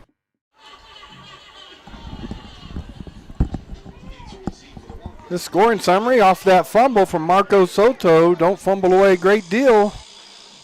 Go see Justin Edwards at Artesia Ford Sales for your next truck or SUV. Joby, we talked about it. Seems like we're wearing them down a little bit here going into the 4th quarter. 41-7, the Bulldogs lead with 10:29 left in the game. Yeah, like you said, we got 100 plus, and they got around 30-40, and that's just a big difference, and especially if they do have guys going both ways. Now, I know in recent years they've tried to platoon, but they're down a little bit here with some injuries. At least one, as their big running back, has not come back in after that up-end tackle he had happen to him. Deming on for the kick. Little ploop kick, and it's going to be a fair caught by number 4 at the 38-yard line. So, Deming ball. It's again, unless you've coached special teams before, you don't really think about it. But everything you got to work on for the Bulldogs, all the special teams, the swinging gate, the different kickoffs that we do, fair catch this, don't fair catch it. You know, whatever you're doing, it takes time and practice away from working on your offense and defense, because the Bulldogs do so much that the other teams, they have to take so much time. It's just amazing. Guys, well coached there, right? Number 4, that's what brought it up. He did the fair catch immediately. Well, they worked on that. Yep. All right, trips to the near side, which is the short side of the field. Goddard already up 22-0, and it just started, so I don't know how that happened so fast. In the backfield, nowhere to go. Loss on the play, guess who? Soto. Yeah, Bulldogs are stacking the right side of that defensive line, and the linemen are taking the 2 blocks, and he's splitting between. There's nobody to block him the last few plays as O'Geen got that ball, and as soon as he got it, it was a loss because Soto made the tackle. All right, so a loss of about 3. 2nd down and 13 now. So Goddard jumped out on him pretty quick. Because I got told it was just the game was just starting, and then I got another text with like 2 minutes, and it was 22-0. Goddard. Let's see if I can get it on the phone. We got the Roswell game on the iPad. All right, so 2nd down and 13. Allison takes a snap, fakes a handoff, looking to throw the ball. Here comes a Bulldog. Another Bulldog getting to him. He's just going to end up throwing it away, and that's going to be an intentional ground, I'm thinking. It should be. No receiver within 20 yards. He points at number 4, who had run over there after it was thrown. But that's all right. So we'll bring up 3rd down and 13. So let me just explain that real quick. 4 is running a go route. Yeah. And he got pressure, and the quarterback did, and he throws it away over here right by the 1st down mark, you know. And 4 sprints back down the field, and the referee looks, and he says, yeah, he was within So that's a great job by Milo to do that. Yeah, I mean, he was definitely coming back, but he was way away from Yes. it. But you're right. Good job by the Deming Wildcat receiver. All right, so trips to the wide side of the field, which is the left side. Allison with his running back to his left. Snap is back. Going to fake the handoff. Bulldogs bring some heavy pressure, but it's nice, good throw way across the field, and that's close to a first down. That was a great route by Ramirez over there. He backed our corner. He got his hips turned, and then he's planted and stopped, and a good throw by Allison. So that one looked really good for the Wildcats. Yeah, all the way across the field from the right hash all the way to the sideline over there. So about a 28, 30-yard pass that he threw right on target, and it is a first down. So 1st and 10. 9:18 and counting here in the ball game. 41-7 Artesia. Trips in a tight bunch set on the right side. Snap is back, going to turn, fake the hand. Oh, he didn't. He gave it to him. He spun away from the first guy. And then he's going to be still on his feet, finally taken to the ground after a pickup of about 4. So Olguin's had enough of Soto back there in the backfield. He blitzed again, came flying in back there, and Holguin planted his foot and went back the other direction. Soto ran right by him. Pacheco makes the tackle for the Bulldogs. So he'll pick up a 4. It'll be 2nd down and 6 for the Wildcats as Allison goes back into the huddle to give his teammates the play.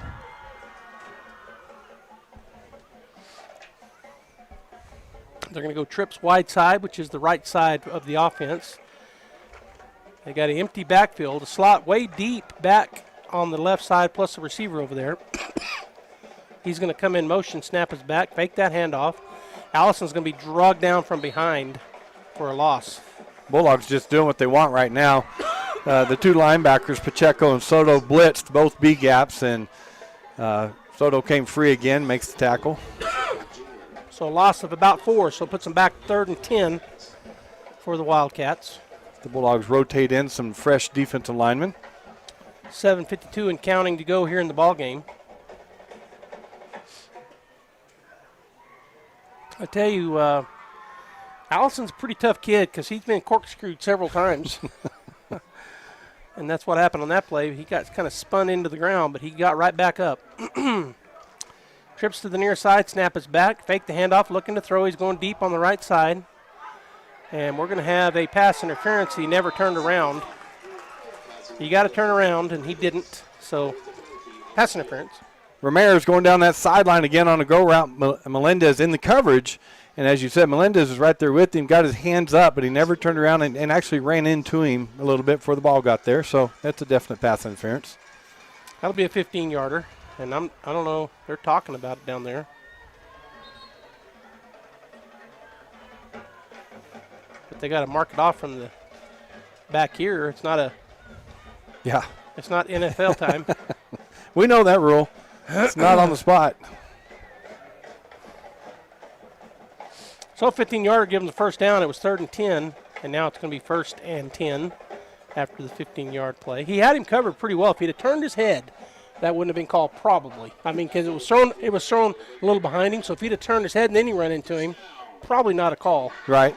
But he never got his head turned around. Well, because then you become a receiver too. Yeah. Right. Right.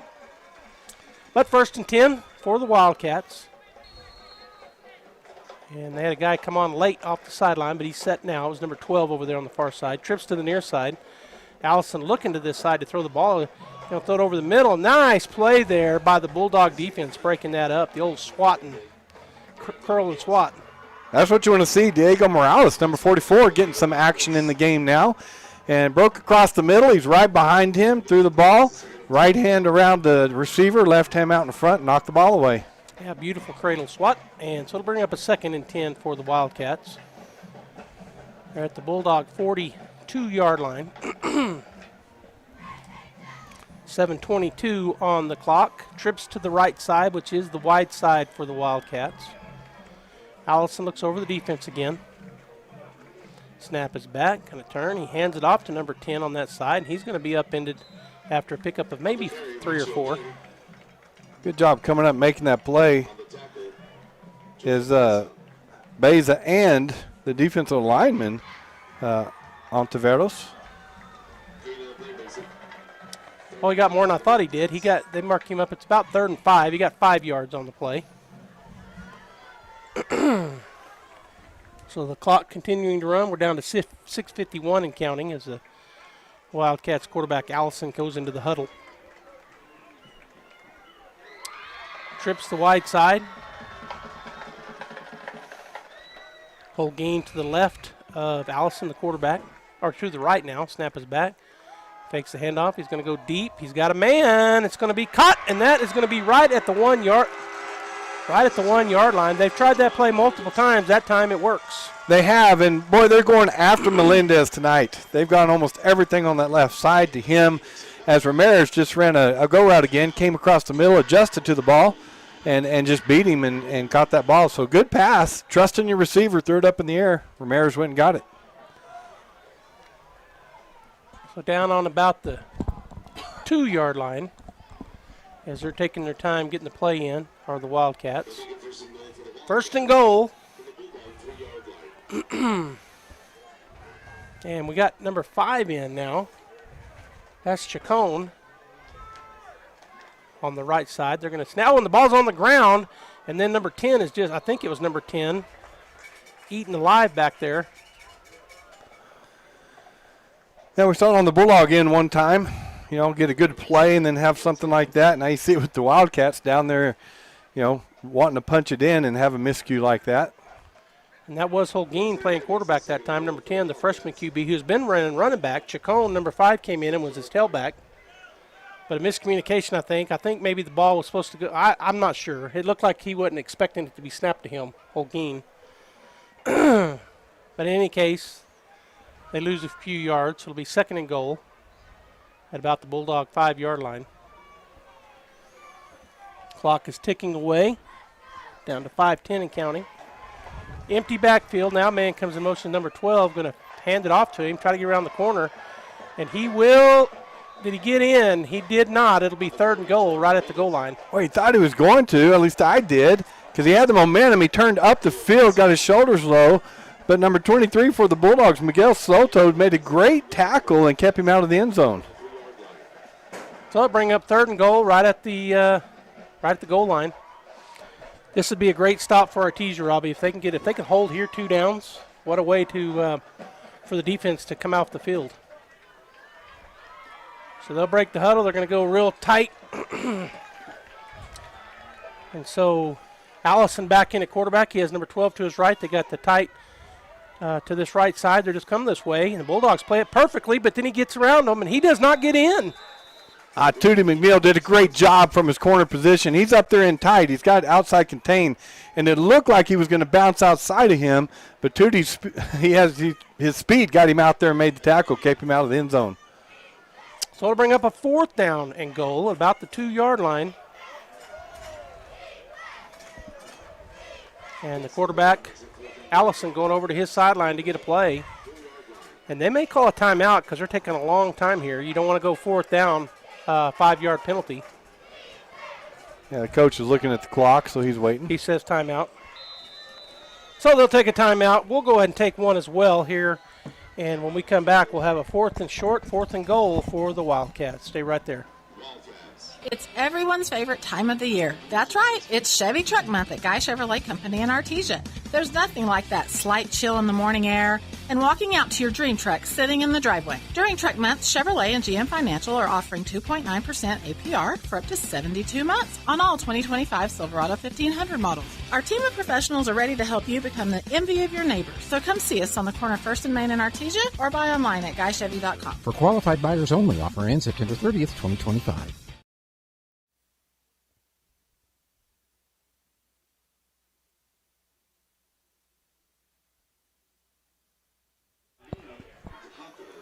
All right, a big play here for the Bulldog defense.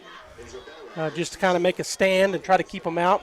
They had 1st and goal, and now it's 4th and goal at about the 2 yard line. I would think with 2 quarterbacks back there, maybe hand it off to one and let him look like he's going to run, look for an open receiver, something like that. Some kind of trick play maybe. We'll see what they want to do.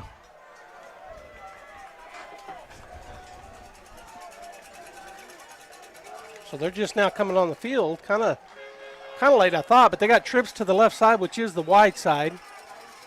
The quarterback is the freshman, number 10, Holguin. Snap is back. He's going to roll that way. Bulldogs play it pretty good. He's going to throw it out there. And that's caught. So, again, we get beat, Robbie, on that right side. We got beat that time. That's all it bounced to. Yeah, it's number 12, Ramirez. He ran inside towards the goalpost. Melendez is on him. Then he planted and ran towards the outside. Great throw by Holguin, and right into his hands. And Melendez just was about 2 steps behind him. All right, so the touchdown, we'll see if they go ahead and kick it or if they go for 2. Looks like they're going to kick. 4:05 to go in the ballgame. 41-13 is our score.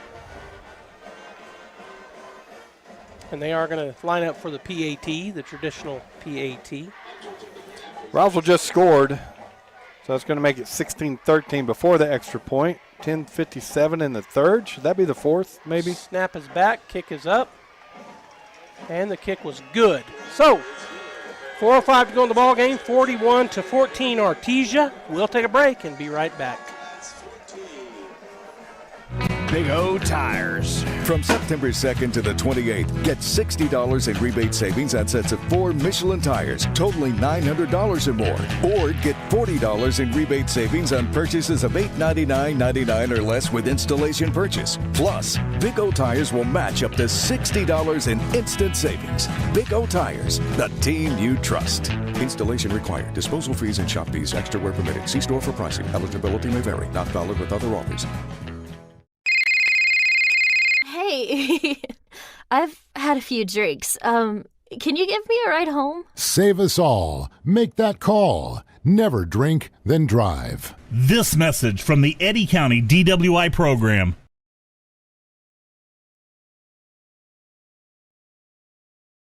Update from Roswell.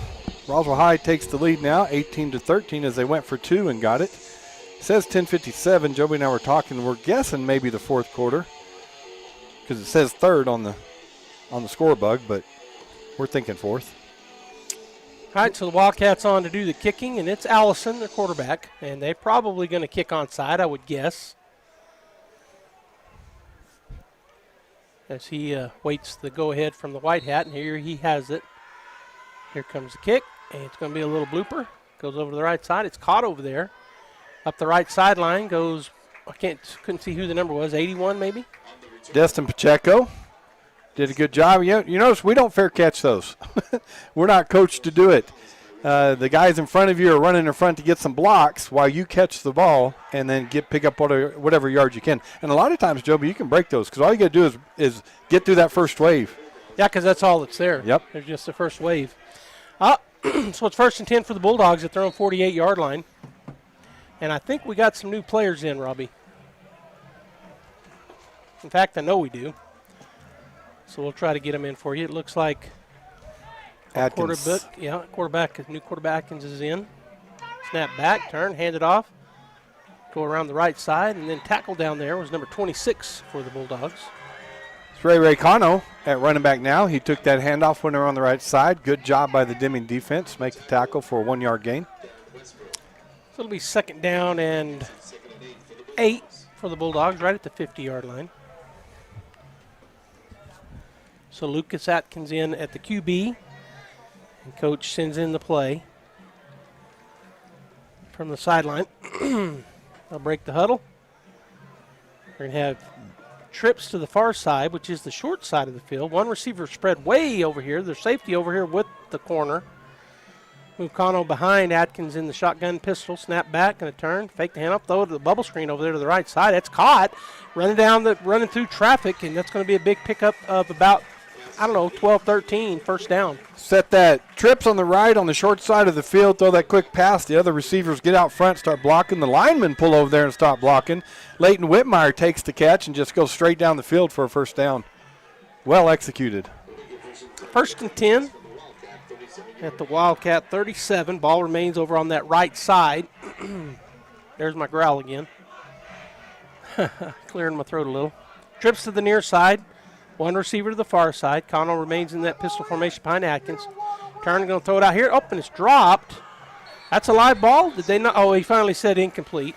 I didn't know if it was a backward throw or not. Jaden Quinones out here with the quick pass, but just went through his hands. He may have got his eyes up the field a little bit, went through his hands for an incompletion. So Atkins will come over to Coach Maupin and get a play this time. Think about most of these kids on the field. They're probably our JVA, and they'll play tomorrow, a full game tomorrow. Yeah, we're playing Centennial. Is that right? I don't know. We're playing in Las Cruces. I think it's maybe Centennial's JV. All right, so we got slots and wideouts on either side. Cano behind Atkins in the shotgun. Pistol formation, turn, hand it off to him. He is upended right at the line of scrimmage. He kind of rolled over the top and got a yard. So as a defensive lineman, and you can correct me if I'm wrong here because you know more about this than I do, Keanu Williams, number 69, if you're getting stood up and the play's coming at you, he just fell to the ground and took the pile with him, and Cano had nowhere to go. Yeah, he just kind of made a pile, didn't he? Yeah, taught to make a pile, and there's nowhere. So the Bulldogs break the huddle, slot and wide out either side.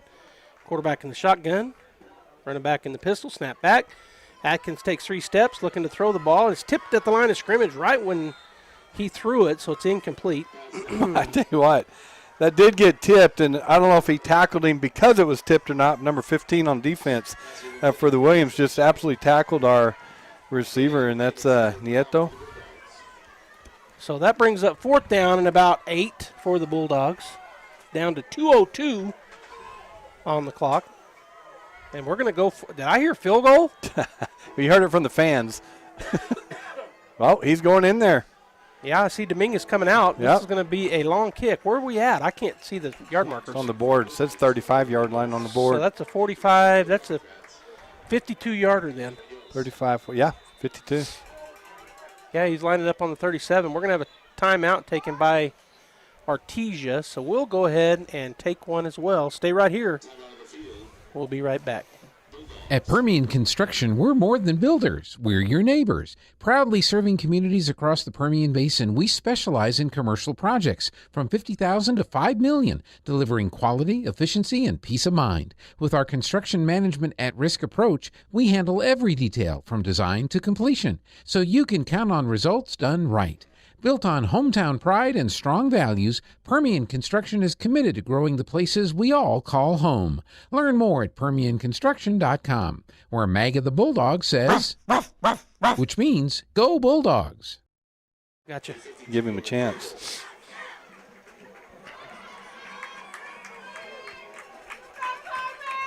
All right, here we go. This is going to be a, what did we decide it was? 52? 52-yard field goal attempt. And keep in mind, if it doesn't go, they can return it if they get it back there, so they got 2 return men back there. And they look like they're going to try to block this thing, coming all out. Good snap, good hold, kick is up. Oh, hit the goal, bottom of the goalpost. Just short on the 52-yard attempt. Great effort there by Dominguez. So you got just short. You got the pad on the bottom of the goalpost. It's probably about 6 foot tall. And the goalpost is 10 foot tall, and it hit right in the middle of that pad. Yeah. Just a little bit short. Hit it straight. Just as you said, a little bit short. All right, it's going to be Bulldog defense coming onto the field. A lot of new faces out there for the Bulldog defense. And offense for Wildcats still haven't come out. But they're making their way out there.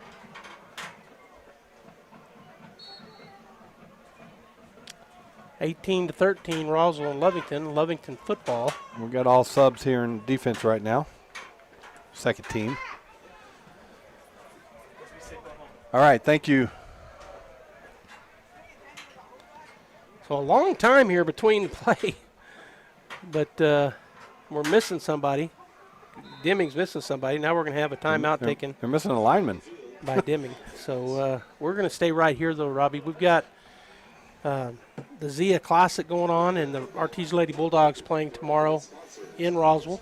Goddard and Roswell playing each other in the gold bracket, and Artesia in the silver bracket. But they'll be, I think, all the games will be covered by KSVPTV.com, or all of Goddard, Roswell, and Artesia. I'm not sure if all the games or just Goddard, Roswell, Artesia, but well, what Gene said was games from both gyms will be streamed on KSVPTV.com. So I think they set up the camera and they stream them all. And again, you got in the Roswell main gym, Carlsbad and Los Alamos at 9, Artesia Hobbs at 11, and then the Goddard gym at 9, Goddard and Roswell, and then Mayfield and Oregon Mountain at 11. All right, so on the play, they're going to snap the ball, fake the handoff. The quarterback will keep it. He tries to get around this corner, and Bulldogs do a pretty good job of running him down and turning him back in so he didn't get down that sideline. Yeah, one of the guys in on that tackle, Brody Rodriguez. And Stephen Williams made the tackle too. That'll bring up a second down and about 5 for the Wildcats as the clock is ticking away. So we're going to get this win, Robbie. We go on the road again at our second longest field trip of the season next week to Gadsden, which is just south of Las Cruces. But the Bulldogs going to go into district here 1-0, which is always good. Start off with a win. Well, yeah, I mean, obviously that's what you want, right? Go 1-0 with your first district win, but a pretty good showing here by the Bulldogs tonight against a pretty good Deming team. Trips to the left side. Quarterback is their freshman, number 10, Richard Holguin. Snap is back. Going to just keep it and run to the right side. And he'll cut inside for a minute. Now bounce it back outside and then slide. And I think I seen the flag. They're going to say a late hit. He slid and got hit right when he slid, so they're going to call a penalty on the Bulldogs. Yeah, you don't expect that, right? You're going full speed as a defender, and he turns that corner and heads up, and you kind of commit yourself. Then he starts to slide, and so you don't really know what to do. So you wind up hitting him. I was going to look at this real quick, Joby. Go ahead.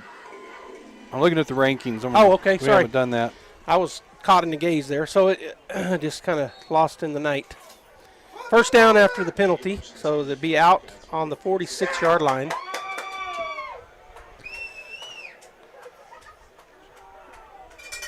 And so they'll come to the line of scrimmage.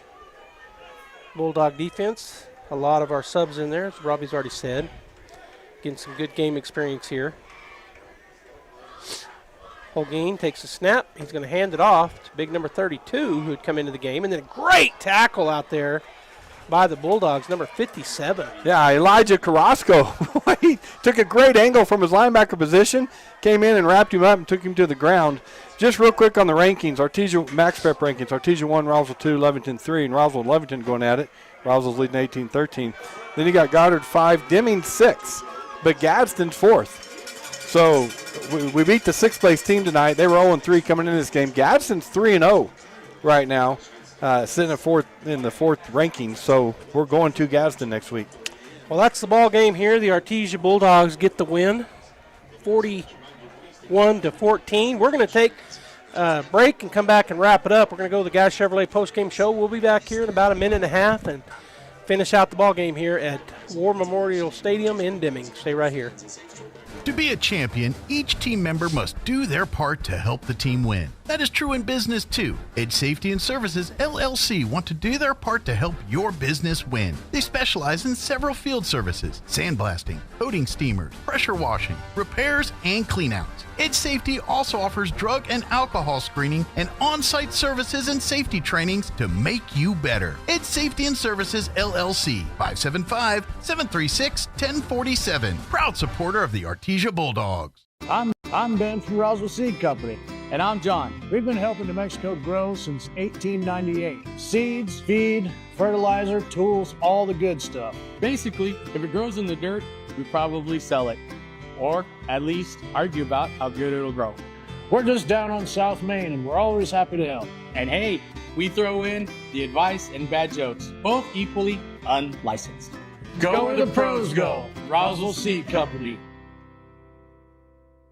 Check out the savings this week at Fenn's Country Market in Artesia. Select varieties of DiGiorno pizza are $4.98 each, and select cans of Chef Boyardee pasta with meat are 5 for $5. In produce, extra large red or green seedless grapes are $1.99 a pound, and bags of Dole shredded lettuce are 99 cents each. In the meat department, family packs of 80% lean fresh ground beef are $4.99 a pound, and family packs of country-style pork ribs are $1.77 a pound. These are just some of the savings this week at Fenn's Country Market in Artesia. All right, Bulldog fans, welcome back here. One more break as we, the Bulldogs, get the win tonight. Go 1-0 in district. And Robbie already kind of laid it out for you. The Bulldogs ranked number 1 right now, Roswell number 2, and they're in a battle with Lovington at the Wool Bowl right now in the third quarter, 18-13 Roswell. Goddard is beating Santa Teresa 22-0 there. That game got started late, so they've still got a ways to go. But Robbie, as you said, good showing tonight for the Bulldogs. One thing I asked Coach Maupin about was, sometimes it can be a trap game. You come off a big, hard-fought game. We ended up taking the loss, but a big, hard-fought game, and coming in against a team 3-0. And sometimes your team might overlook them, but I don't think the Bulldogs did. No, we came in prepared. Coaches had them ready to go, as they always do. The Bulldogs knew what they're going to do. Deming didn't do much tonight. They sat in that same defense pretty much all night, which is that bend, don't break, deep safeties. We always call it the Goddard defense, right? They want to take away any deep passes and make you work it down the field. So it slows the Bulldog offense down a little bit from what other teams will do us when they press or run man or do some different things. But they sat in that same defense, and we took what they gave us tonight. The offense did. Had some miscues, but we scored 41 points, right? So, we can't be too hard on them, which I'm not being. I'm just saying. They came out and played well. And then the defense. They held them to 14 points. They got a good running game. They balanced it well with a good passing game. Got athletes all over the field. Their receivers are good. Their quarterback's a good athlete. The running back, he's really good, Ramirez. So defense did a great job. Had turnovers again. As you said, scored the third touchdown in 4 games. That's very impressive for a defense to do that. So defense had a good game. They scored 14 points on them. But, again, a good team like this is going to break one every now and then or score one every now and then. All right, so tomorrow, remember, we've got soccer going on in Artesia. That'll be on KSVPTV.com. We've got volleyball going on in Roswell. Again, those games will be on KSVPTV.com. That's if you can't make it out to the pitch. I think that's what they call the soccer field. And if you can't make it to to Roswell, the Zia Classic, go do that. And I know Artesia's got a lot of stuff happening with the red dirt, black gold, all that stuff going on. So always a busy place in Artesia, New Mexico. But a great win tonight for the Bulldogs. And so I hope everybody has a safe trip home. I want to pray for the young man across the field as their running back, big, strong running back, but he left the game early with looked like maybe a knee. All right, and it started to rain again here in Deming right as the game ends, so we're just getting out of here. What time is it? It's 9:24. 9:24. Mary Miller called it. We talked to her before the game. We said, Mary, what do you think? She goes, it's not going to rain again until 9:30. And no stoppage, she said. Yeah. No lightning strikes. She called it. She was right on board. All right, y'all have a great evening, and we'll see you at church Sunday. That concludes this presentation of sports on AM 990 and 93.7 FM KSVP and online at KSVPTV.com. Bulldog football on AM 990 and 93.7 FM KSVP and online at KSVPTV.com is presented by Abo Empire, Artesia Animal Clinic, Artesia Credit Union, Artesia Ford Sales, Artesia Historical Museum, Artesia Plumbing and Heating, Artesia Public Schools, Big O Tires of Carlsbad, Bulldog Outfitters, Buckhorn Productions, Kane Electric Supply, the City of Artesia, Deans Incorporated, Devon Energy, the Eddy County DWI Program, Edge Safety, Faith Baptist Church, First American Bank, Ben's Country Market, First Church of Artesia, Forest Tire of Artesia, Guy Chevrolet, H&R Block, Hermosa Church of Christ, Hawker & Sons, Incredible Printing, J.S. Ward, J&J Home Care, KC Light Towers, KFC of Artesia, La Fonda, Lois Oliver,